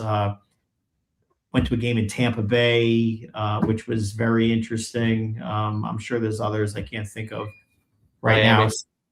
I've not been to a football game in Okay. Miami. Okay. But I mean, I've been to we're just talking football right now. I've been to right. a Panthers game against the Bruins actually down there. I like going to other cities to go to these games. It's a lot of fun. I'm going to Arizona next week, but there's no games because the NBA is going to be on break, so there's no Sunday games or anything to go to, which is right. It's like I told everybody with the Kelsey Fitzsimmons fundraiser for next Sunday, I'm like, that's going to be earlier in the day because I got to watch my NBA All-Star Weekend. I know the games are never that good, but I have to watch it still. Like NBA All-Star Week, I'm stunned. I find NBA All-Star game and everything else to be I can tell you where to go in Tempe for sure. Starting with the In-N-Out Burger, of course, but you like the NBA All-Star Week? I think that is the biggest trash sporting event in I know. Oh, wow. I know. I still enjoy it. I like the, you know what it is? It's just a product of something I grew up with. It's not as good now as it was 30 years ago, but you know where it is. Where is it? I don't even know either. I haven't checked. Yeah, I couldn't even tell you. A lot of baseball stadiums, but I have not been to Wrigley Field, which I need to do. Were you in Arizona at the time when Super Bowl 30 was out there between the Steelers and Cowboys? I just left. So okay. My first year of law school, but that game was in Sun Devil Stadium. Yeah, it wasn't even this before they built, the nice one where the Cardinals play out in Gilbert now. But yeah, no, that was actually in Sun Devil Stadium. And for years prior to that, it was very controversial because there had been an earlier Super Bowl which had been awarded to Sun Devil Stadium. At the time in Arizona, they did not have Martin Luther King Day as a holiday, and the NFL took it away, and it was like a big, back and forth. And eventually, when rightfully so, when Arizona made that, it's a national holiday now anyway. But when Arizona recognized the holiday, they gave them that Super Bowl. Yeah, I remember that. Yeah, that was right when I left. Wow. That was kind of the Steelers kind of gave the Cowboys the best fight of the three games they were in the Super Bowl, but I think it was 27-17, and they did. And then that cornerback, Larry Brown. Larry, right, who was like, I don't want to say he was like a Malcolm Butler, who the hell are you? But he cashed in. I think he went to the Raiders and was never heard from again. But he had an incredible Super Bowl. Yep. Unbelievable. And then who's the quarterback? Neil O'Donnell was the Steelers quarterback, and Cordell Stewart was the backup. Right. When I was in college, though, not surprisingly, the Cardinals were bad. And we could just walk up if you wanted to on a Sunday and just go to a Cardinals game. Wow. Or even, I think I went to a Monday night game one time out there, and you just walk up, you sit, you bake in the sun, and sit and watch. And the West Coast people will know this. They have it better, okay? Their Sundays, they start watching football at 10 or 11 in the morning, okay? The late game is like what you're used to as the early game, and the night game is like an early game. And by 8:30, 9 o'clock, they're done, and they've had a whole day of football. Unreal. It's totally better West Coast than East Coast for football viewing. Thinking about time zones for a second, I want to transition to your thoughts on the NFL's future. With international games, Roger Goodell had his little interview that they do every year with the commissioner before the Super Bowl. They're moving to 9 international games, and Roger Goodell hopes to have 16 international games to just make this final point. For me, I think with the 17-game schedule where they may move to 18 regular and 2 preseason games, I think that maybe keeping the games at 17 and pushing for 16 international games, which would feature each team having 8 home games, 8 away games, in one international game would be a great way of scheduling in the future. What do you think about that? So I don't like the international games. I'm a biased American, whatever. Maybe I should go to a European game. I would like it more. I do think if they're going to do it, they should do it where everybody plays out there. And if they don't do it that way, they have another thing. Having a garbage game with garbage broadcasters on the NFL Network at 9 in the morning, an exciting game between the Tennessee Titans and the New York Jets. No, thank you. It just so I have to show you something here. So sure. My son won his fantasy football championship again. Nice. Year, and so this year they got rings. No kidding. Look at this thing. No kidding. This thing's actually wow. I hope they didn't sink all the money that he's supposed to get for winning into this ring. Right. Oh so my goodness. Yeah, GM won his wow league 3 years running, I think. 2. Wow. 3. He's got your mind. He's got the Bederow mind, and he knows how to win. Thought it was 3. I was trying to pump up, but yeah. Oh my goodness, that's awesome. Yeah, fantasy sports is a lot of fun, but that's awesome. You get a big ring out of that league. I don't do it actually. Not anymore, I should say. Well, my problem is I like to win if I do something. So if I play fantasy football, I'm going to want to win, which means I'm going to want to get whoever I'm supposed to draft or however the hell they do it. But then what am I going to do? I'm going to root for somebody to score a touchdown in a game the Patriots need to win because I can't do that. Or am I going to, if the best player that available is, some guy on the Jets, like I want nothing to do with him. You know what I mean? So I'm kind of an outlier on that. I don't do fantasy sports in any sport. But he doesn't win. Oh, God bless. I did it for years up till about 2 years ago. I think I stopped doing it. I just, what happened once the Karen Reed case started becoming my thing with following stuff online, I just all of a sudden, I think the last year, I think it was 2023 was the last year I participated. And all of a sudden when the Karen Reed stuff happened, I just totally forgot about fantasy football altogether, non-money league. And the next year I'm like, you know what, I got to follow the Karen Reed case more. I don't have time for it, but it was fun for the time, but then, just so much has changed, with what I focus on now in the recent years that, but if you win a ring with that, I'm like, that's awesome. It's like, you get that nice ring to shine. And yeah, we have to be careful. We've heard the words Canton and Karen Reed now have ended. I know. Trigger warning. Right. Exactly. So looking ahead to this game, let's talk about predictions, score predictions. What do you got? I think what I said last week to Kim when she was asking, and she's frighteningly good at this, by the way. So she'll probably ask again. I don't remember what the exact score I said. I think what I said was 27-24. I can stick with that. That might be a little high in the scoring. I'm not sure. I feel like something out of the ordinary, special teams, touchdown, Marcus Jones, punt return, pick 6, something crazy is bound to happen. And I can't pick against the Patriots, but I don't know. I'm a little surprised at the national perception that this is most likely and almost certainly a Seattle win. I think a lot of that is, again, a sign of how the world just hates the Patriots and we've had enough of you and we can't have this. I understand why Seattle is favored. I think 4.5 is probably a point too much. Again, I'm not a gambling guy either, but I understand how it works. But, you're giving them even more than just the traditional 3 points if you thought they were the home team and better or whatever. I'm sticking with 27-24. I think the only way the Patriots win is if Drake May is the MVP. I think, all season he was the best player in the league. He has nowhere near been the best player in the playoffs. That's true. But he's played for the first time in the playoffs. He's played against 3 high-level defenses every week and at least 2 games in the elements and another game that was very cold.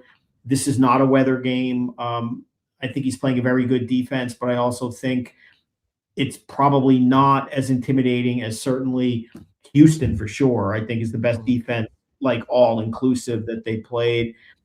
And I'm also factoring in that he has Josh McDaniels in 2 weeks to game plan it out. And so I think he'll get him on the board, and I'll say 27-24. Perfect. I'm thinking, well, I said 17-10 Patriots this past week, but I'm leaning towards 20-10 Patriots. I think the Patriots defense is going to have a heck of a game.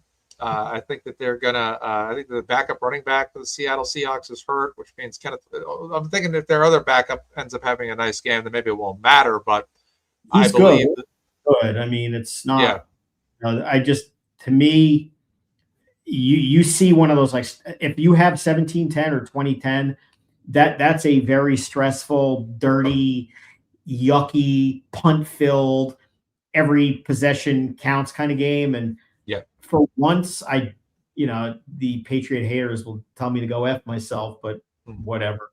I think we're entitled to just one quality ass-kicking win without the stress, because the games they have. I agree. Again, even the Rams game, which was what, 13-3 was the final.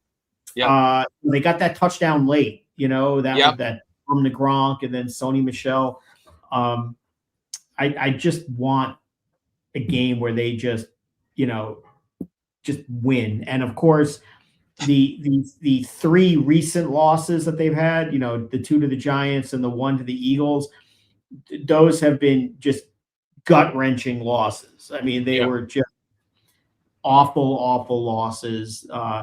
Frankly, they should have won all of these games. I can't even put the Eagles game and the lack of calls, and to waste that Brady game is insane to me. But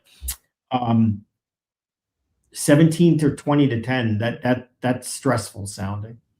It is. And that's the thing about the Patriots Super Bowls. And I wonder if it's a product of Bill Belichick's coaching, which was don't go too far. And I think what that resulted in was, even when he was defensive coordinator for the Giants, I think they only won one of those games by a significant margin. They won the Bills Super Bowl off a missed field goal. And then every Patriots Super Bowl they've won or lost under Brady and Belichick. We beat Denver pretty good. Bad, yeah. Blow them out, but they I don't remember the exact score, but I mean, they handily won that game. And then, of course, my God, the Bills, and that was the beginning of like the Buffalo misery tour, right? Wide right against the Giants, lose bad to the Redskins, get destroyed by the Cowboys, and then just for good measure, get destroyed even worse the next year by the Cowboys, and then disappear. Unreal. I love the Buffalo people, but and Brady, like we said earlier, the only game he won by a significant margin was when he was with the Bucks, and they beat the Chiefs 31-9. And that makes me think, is it Belichick style? Because one of the things Mark Cunningham was. I don't know, but think about another thing with these Patriots Super Bowls. They always start notoriously slow. Even when they're winning historically, they do nothing early, right? They were always just plodding along, doing nothing or losing. And, that was Belichick. That was Brady. Those are veterans. If that were to happen to this group, I'd be worried, because they're not experienced. They don't have a quarterback of that leadership level, not yet. I mean, they do have a coach who can do that, which is a good thing. But, you do worry about if they have the wherewithal mentally, like those old teams would have had, if they were to fall behind by like 10 points, early in the second quarter. And, does panic set in, or do they start with the whole, this was a great run and we're happy to be here? Because in the beginning of the year, you say, sure, I'm happy to be here. They have to win this freaking game. You've got to win. You're in the Super Bowl. You're not playing a dominant team. I understand you're not the favorite, but like the whole football world outside of New England will vomit in their mouth if this happens, and we need this to happen. We need this to happen. Yeah, we need to win. No and question. Then we need the Celtics to get Tatum back, get back in the NBA Finals, and also win. You just flip off the world and say sorry. So one of those toss, and that's the thing. They got Vucevic now, which was a great trade this week. Did you see them last night? How the hell did they win? I mean, I don't know if you saw this game I last didn't night. catch it last night. No. They're down 22 early in the second half. They were in the first half something like 1 for 20 from three, playing terrible, and they win the game. And they're doing it. How they're I can't believe what Joe Mazzulla is doing. Oh, It's absolutely insane. And if Tatum comes back and they can figure out, I think it's a little more complicated than people think, even beyond health. How do you just slot in, a first team all NBA player into this and just say go? And right. I don't know how that affects Jaylen Brown with the way he's been and other stuff, but they just got essentially like Porzingis light, right? I mean, Yeah. he can score, he can shoot threes, he can rebound. He doesn't play much defense, which is it's an issue, I suppose. But Yeah. if the theory is they like to stretch out the court and do whatever, having him in there instead of Kata late, I mean, that's a whole different thing. Nice. Yeah, I think he's going to be a great scheme fit offensively. Anthony Simons, he was a good player for us, but at the same time, you already have an abundance of your Derek Whites, your Jaylen Browns, Peyton Pritchard's obviously, he might be like the next Steve Nash to some degree, where he gets better as he goes on. And I felt like we needed a big that could put up some points, especially when you lose Al Horford, Porzingis over the years, who are both now Golden State Warriors, which is insane to me. I just hope Porzingis is okay. I mean, if you have this kind of condition that makes you get a rapid heartbeat, periodically, and you're that big with his injury history, I don't know that being an NBA player is a great thing. And I mean, you saw what happened in the playoffs last year. I mean, the guy couldn't breathe, he couldn't move. He's always injured. It sucks because how much you just love his attitude, love him as a player. I don't know. I just look at him and I start thinking of we can't have like a Reggie Lewis or Hank Gathers thing with this guy. I don't know. Maybe I'm being macabre, but I worry about that kind of stuff. What are your thoughts on Ron Harper Jr., the son of Ron Harper from the 90s Bulls? Not much. I just can't believe what the Celtics are doing generally, where Mazzulla, I mean, I'm sure we've made this joke before. He's a psycho, but he's our psycho, and that's a good thing. Yeah. I mean, he's a lunatic. And I don't even know how you game plan for the Celtics, because the guy just will take anyone on the bench and say, you're starting and playing 25 minutes tonight. I mean, he has no rotation, no patterns. They're all playing, and now all of a sudden, by adding, Vucevic and all these, and presuming if Tatum comes back, I mean, I'm envisioning a world, at least initially, where Tatum comes back and comes off the bench. Yeah. With Peyton Pritchard and potentially Vucevic. And I'm like, they're going to have a bench unit in the short term that ought to just kick the crap out of anyone. And that's assuming these guys continue at the level they're doing. I mean, is there any reason why the Celtics can't go to the NBA Finals? If Tatum comes back and is legitimately healthy, and this is not like a bad idea. Yep. The rust, I get, and he's got to trust his body to explode. I get it. But if he comes back and is, by the end of the season, what you expect him to be, and they're able to fit him in and not have a problem with only one ball for all these guys, who's beating them in the East? Yeah, I know. Anybody. I think that was what kind of hurt them against the Knicks last year, was their offensive production was breaking down. I think that having this new addition, Vucevic, could definitely open up the, because like I said, he can score three levels, interior, mid-range, and from deep. And then he's a rebounder too, which is something I thought we direly needed. This is a good trade. I don't think on the Celtics he's like a 2010 guy, even though that's really what he is. Right. But I mean, if he's giving you 15 points and essentially 10 rebounds and can stand on the 3-point line, and what does he shoot, like close to 40% or whatever it is? And with the way they play, where they just chuck threes and hope for the best,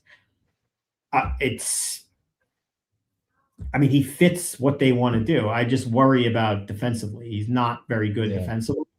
Not that Porzingis. I mean, Porzingis was a shot blocker and I guess a rim protector and all of that, but he certainly wasn't physical. I mean, it's not like he's going to body anyone out of there. You know, it's not like some guys play even bigger than they are. Like, you remember how Al Horford would, I mean, he would like play Joel Embiid. I mean, he would literally somehow just like keep him in check. And Giannis, he would do that too. And you say, how's he doing that? I mean, I don't think Vucevic is capable of doing anything like that. But but I think it's a good trade. I think Simons was redundant, and they're below cap hell, which is unbelievable. Yeah, they've literally gone out of these tax aprons, so they're loaded up and ready. I mean, Brad Stevens has got to be the best executive in sports. I mean, that's a fact. I mean, the way I love the team build they had 2 years ago, and they had Drew Holiday and Porzingis with Horford, Tatum, Brown, and Derek White. The Derek White trade was one of the best trades. I mean, Derek White at that point was kind of like relative unknown. And they picked him up, and he was an absolute, I mean, perennial starter now in the league. He's unbelievable. They spinned all this stuff into, you know, unfortunately, just having Drew Holiday for like a year, you know, 2 years. I mean, because I love Drew Holiday, but you know, he's old, and it was I get the move, and they had to get under the cap, and they had Porzingis. I mean, you can't even rely on him, unfortunately. You know, they get Simons. I think everybody knew that he was not going to be a long-term thing. He did his job well. He held the line until Tatum comes back, and then they spin him off to get, you know, a legitimate offensive big guy. They get rid of all these other spare parts, and all of a sudden they're now financially reset while they are the number 2 seed in the East and potentially adding Tatum. This is insanity. How effective they're managed at the executive level. I mean, Brad Stevens is insanely good at this job. Right. And all you need to do now, given the seating, is just basically give Tatum a nice, steady, gradual re-implementation back into the roster. Like you said, if you need to use them as a backup, or even if they start them and use them in limited minutes, play them 10 minutes a game for the first couple of weeks or the first month, just let them get back out there, get in a rhythm. And then after that, you know, once the playoffs hit, hopefully we can get Tatum back up to the level we know him at. If Tatum were to come back, I think it would be a mistake to bring him back like for the playoffs. You've got to like build him up and see if he's capable and if this is real or not. But I also think they're doing well now. So on some level, then I don't think they can win a championship without him. I think that's being a little far afield. But they are very good right now, and the team is playing well without him right now. So I would bring him back at limited minutes off the bench, let him go against, you know, second string players as who he is, see what you get. And you may potentially have an incredible situation where you have one of the best players in the league playing against second string guys for 10 or 15 minutes and like dominating, and then work them up, and then come playoff time. And I think they have to kind of wean him into playing with Brown again. I mean, I worry about that. I mean, you know, Brown's not used to being, except maybe in his own mind, like the alpha. And let's be honest, it's Tatum's team. It is. But Brown this year has been incredible. I mean, he's almost a 30-point guy, and he's doing amazing things. Although last night it felt like old Jaylen Brown late in the game. He was like turning it over, offensive fouls, doing that old like missing free throws where you're like, I've seen this movie before.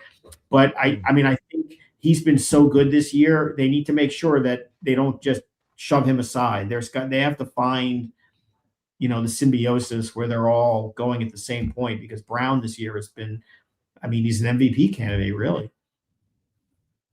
Yeah. He's not he stepped it up. I mean, he's had a couple 40-point plus games, and I think he had a 50-point game at one point in the last month or so. He's stepped it up. He's got a lot of talent. He's getting more shots. And I just feel like, you know, even if, like I said, I felt like in the finals 2 years ago, Brown was our best player. He was the MVP. So we've learned that even if Tatum isn't the number one guy, this team has the capability of winning with Tatum as the second, or at least a co-pilot in terms of scoring.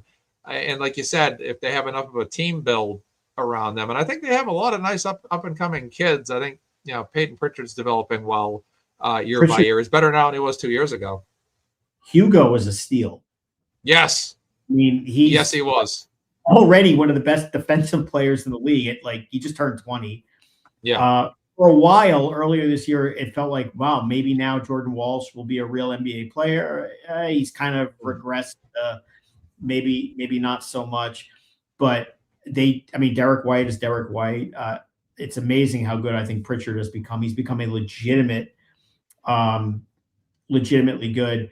Somebody said he scared me last night. Last night was definite Jaylen Brown. Like, I've seen this movie before, and please don't blow this game by going full meathead, throwing the ball away, offensive fouls, bricking free throws, terrible. But they're not winning without Jaylen Brown. That's not to say that, but he is the life force of the team. The attitude comes from him. He's definitely more of that kind of guy. And Tatum is definitely more passive than Brown. That's true. I think back to Hugo Gonzalez a bit is that the Spanish basketball players are very fundamentally sound players. Even from Argentina, Manu Ginobili, I'm sorry. He was an incredible sixth man for the Spurs for many, many years. So I think, the Celtics are kind of stealing some of those elements with getting international players that are very talented. Hugo's only scoring a few points a game, but like you said, he's bringing defense to the team, which is, especially in substitution minutes or reserve minutes, I should say, when you're hitting the basketball court, you're getting out there, you're slowing down the opponent's offense, or you can, mix them up with the starters every now and then if you need to, or going forward, you have different options that you can use them in, which is good. But, like I said, back to Tatum again, if Tatum is used as a sixth man, look at how much that worked out for the Spurs when they had Manu Ginobili coming off the bench. So it's just a couple different takes I had. Yeah. Just for a couple of weeks, obviously, look, if Tatum can go, he's not coming off the bench long term. That's never going to happen. Yeah.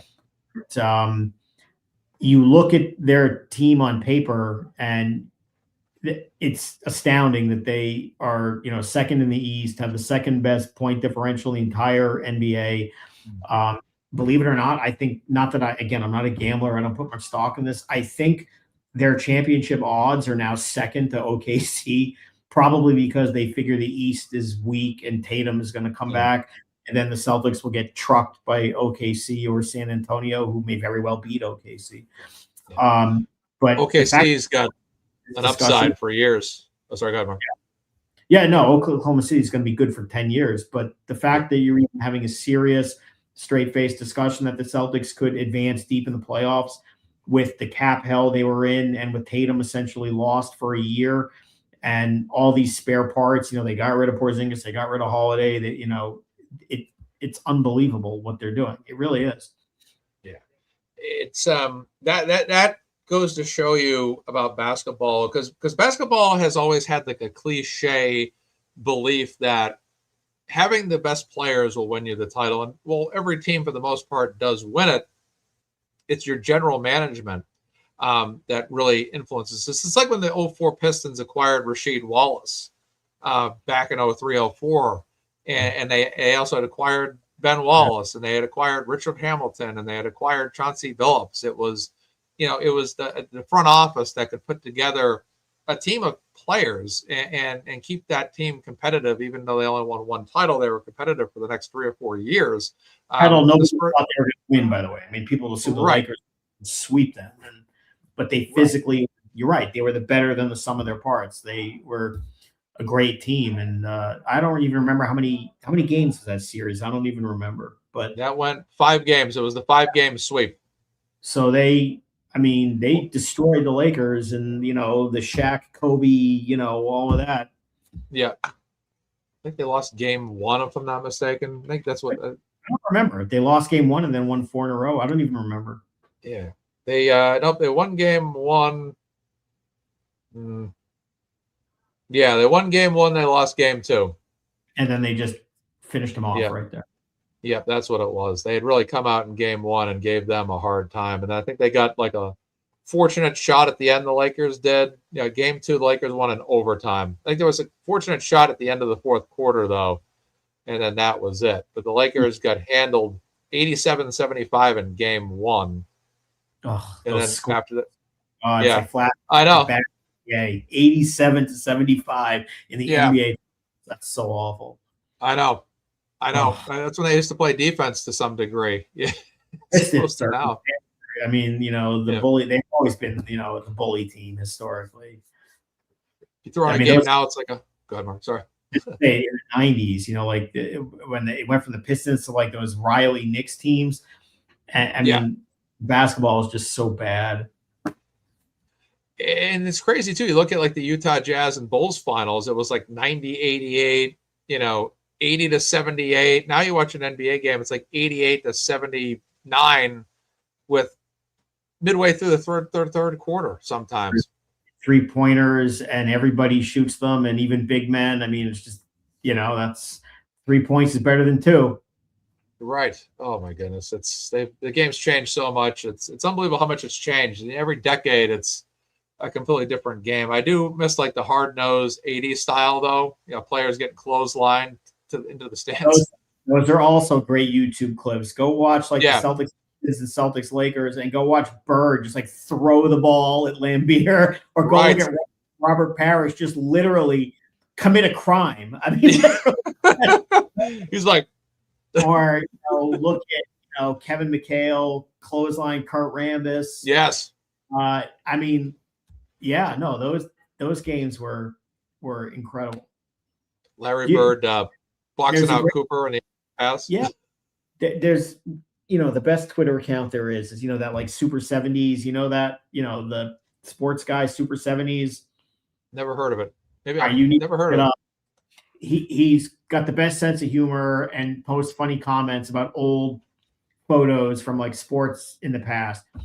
And he posted a picture the other day, and it was like a kerfuffle between the Lakers and Celtics. Okay. And his comment was, literally every one of these, MFs in this picture, literally everyone of these MFs in this picture is a Hall of Famer. Don't try to tell me basketball is better today. And the picture had, for the Celtics, it had like McHale, Dennis Johnson, and Bird, Magic, Kareem, Michael Cooper, James Worthy. It was like 9 Hall of Famers like running around doing whatever. And it was just like, don't tell me basketball is better now. Yeah. Here it is. February 4th, literally every guy in this photo is a Hall of Famer. They never heard the word flop in their lives, and they're all ready to bleeping fight each other. Don't tell me basketball's better now. We'll see. It's like, I mean, he's right. Every single one in that photo, even Michael Cooper there is in that picture, right? Is in the Hall of Fame. Yeah, no, that's the best Twitter account. It's humorous. It's funny. It's all or mostly sports. And the guy, I forget his name, it's like Ricky Cobb or something. I don't know. He has a sense of humor that is just second to none. Yeah, it's funny. Let's do this. Boston sports Mount Rushmore. You got to pick. You have 4 spots, 1 player from the 4 major Boston sports teams. I think we've done this before now that I think of it. Probably have. I mean, Tom Brady, the easiest of the easy. For the Red Sox, do you go on skill or impact? I mean, on the one hand, you say Ted Williams is the stat guy. Yeah. David Ortiz, though, is like the winner and clutch that. I think people of a certain age would, of course, say Ted Williams.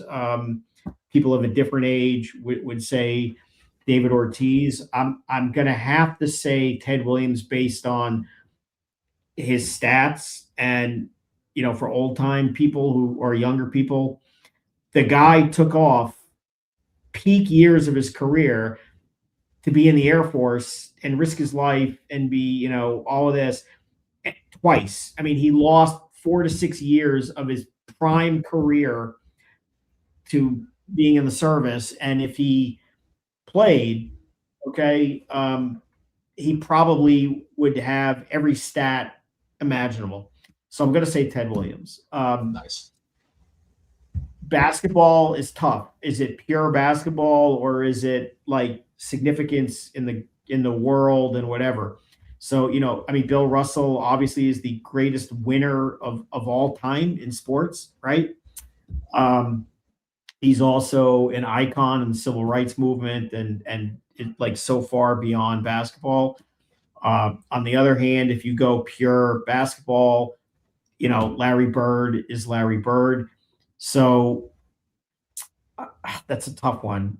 I'm going to go with Bird, but I don't know how I feel about that because Bill Russell is quite literally the greatest winner in the history of sports, who is also an icon beyond sports. So maybe I'm talking myself out of that. I don't know. Yeah. Hockey, it's hard to not say Bobby Orr. Again, historically, he's considered the greatest defenseman ever. Some people could say even Ray Bourque. My meathead self wants to say Cam Neely because I just love Cam Neely. But again, I guess I'm a traditionalist, so I'll say Bobby Orr because he's, historically all time. So I would say Brady or Ted Williams. And I think I've talked myself into Bill Russell over Bird, although I could flip flop on that in like 2 minutes. I know, yeah, because there's the big argument there. So I'm going to go with Brady. I'm going to go with Poppy. I'm going to go with Bobby Orr. Then we'll go with Larry Bird. Yeah, go with Larry. I think Russell was great, but I think Russell played in a non-salary cap era with a lot of talent on his team. So I think that Bird played in an era where there was more teams. It was harder to win consistently because I mean, arguably in the '80s, the Celtics and Lakers both didn't exist. One of those two teams is basically winning the title almost every year in the '80s. Pretty much. Except that 1 year where the Lakers lost to the Ralph Sampson Rockets. Yeah. Twice they lost to the Rockets, but '81 was different. You ever watch the Bill Russell thing HBO did a year or two ago? I watched some of it. I don't know if I saw the whole thing. The guy never lost a game 7. He basically never lost anything. It's interesting that he was a player coach, although probably not a great coach. He won, I think, the one time, but he's just such an impressive person beyond basketball. And he, even though it was a different era, he just won, and he just dominated Will Chamberlain, right? Will Chamberlain didn't win shit when Bill Russell was there. That's just that's honestly the truth. Not to denigrate Bird, but Bird, he won and he lost, which is fine. It's a team game. But the Russell Celtics, when he was playing, they just there was no rivalry. They won, period. You're just like the little brother kind of thing. Yes, Bird was the best shit talker. That's true. Moses eats shit, right? That famous, back when they won the first one. But the videos of Bird doing his thing and the players' reaction on sometimes the opposing bench or when he's fighting with these people or doing what he's doing. Bird, for one of the most physically ugly athletes ever, had more charisma than anyone, if that makes any sense. Crazy. It's crazy. There's nothing about that guy that's photogenic or anything. It's just all of a sudden he's just out there dropping shots on everybody's face, turnaround jumpers, greatest passer, ever to play in the front court ever, rebounding, stealing, just doing it all. He was, right. You could also say, to add to his resume, he was supposed to go to Indiana, which of course at the time was basketball heaven, now football heaven. Crazy. But he hated Bobby Knight, and he said, you know what? I'll just go to Indiana State, which is what? And he almost won a championship. Yes. Some school called Indiana State Sycamores, playing with a bunch of nobodies. That's insane. Yeah, undefeated season right up till that point too, and then that's how that rivalry started. But so that was pretty impressive too. Oh yeah, it's just it's too bad he lost that championship. But then when you go up against Michigan State, who has much better recruiting than Indiana State, you have Magic and Bird canceling each other out. But then you look at the players from number 2 down. It's just the Michigan State players are way more, they just double teamed him the whole game, took him right out of his game. And that was the greatest college championship I've ever seen, though, in terms of competitiveness, No, it's crazy, and how they became to have the ultimate rivalry going forward. I mean, it's and then a personal friendship, and yeah, I remember the retirement ceremony where Magic Johnson was wearing the Celtics jersey underneath his Laker warm-ups when he. Yes, I mean, that was yeah, it's great how they became close, and of course, if you're of a certain age again, to see all those guys on the same team and in the Dream Team in '92, yeah. It's just awesome to just watch how, Charles Barkley, like, I don't know who Angola is, but they were in for a lot of trouble. Yeah. He elbowed one of his opponents, and like Jordan's like, Charles, what are you doing? These guys like ask for your autograph before the game. You can't be elbowing them and all that stuff like you were doing. It's like, come on, man. It's interesting. They would not let Isaiah Thomas on that team, though. No. Really. Wilkins and Isaiah Thomas for me were the two big snubs. I thought both of them should have been on the team. I think Wilkins was actually hurt. I think he was. Isaiah Thomas, I think, was Michael Jordan saying no. Yeah. And he hated him. And, Michael Jordan is Michael Jordan. But to see a team with, like, Jordan, Bird, Magic, Ewing, I mean, you could go on and on. Barkley, Drexler, never mind Christian Laettner. I mean, whatever. They threw for what the hell.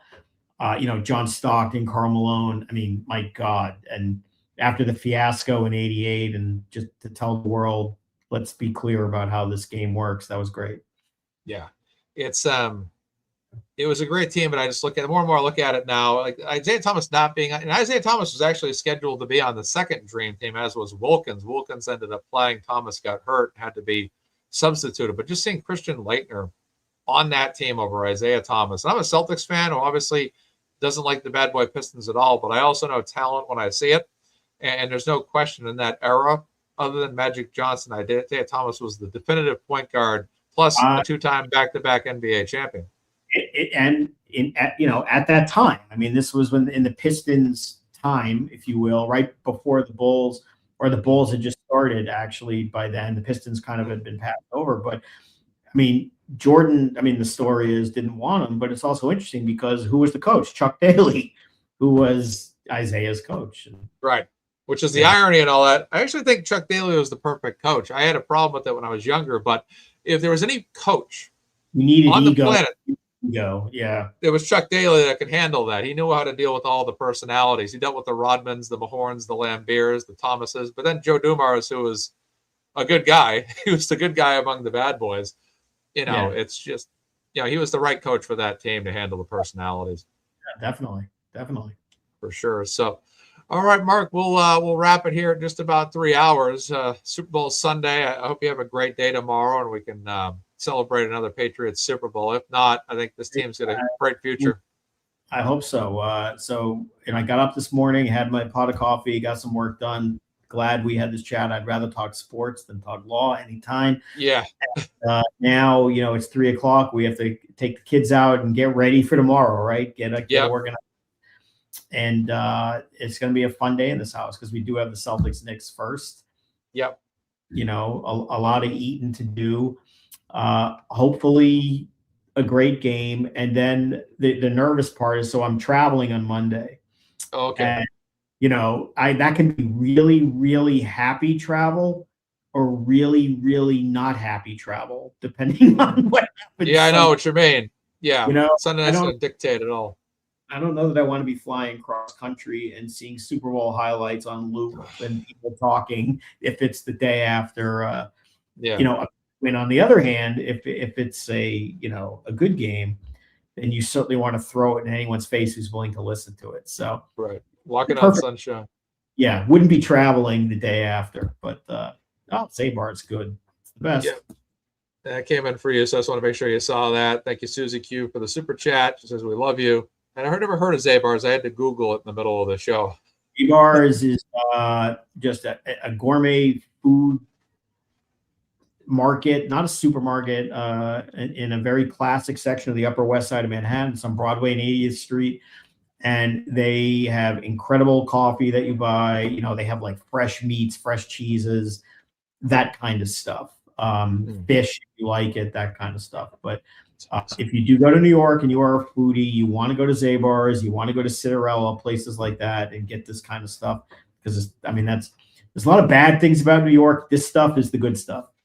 That's the good stuff. That's good to hear. I'll have to check that place out sometime. I see it's all in New York City, it appears. So that's why I'm not familiar with it. That looks good. So they got a nice deli counter too there. Oh yeah, no, Zabar, and they have a little takeout place too if you want like pastries and coffee to go and whatever. And it's no kidding. Yeah, you need to go there. So when you go see the Jets and Patriots play, you'll stay in Manhattan. Right. You'll take a subway to the Upper West Side, and you'll go to Zabar's. Yeah. I'll check it out. All right, I'll see you there. Mark Bederow, thank you. Oh, go ahead. Sorry.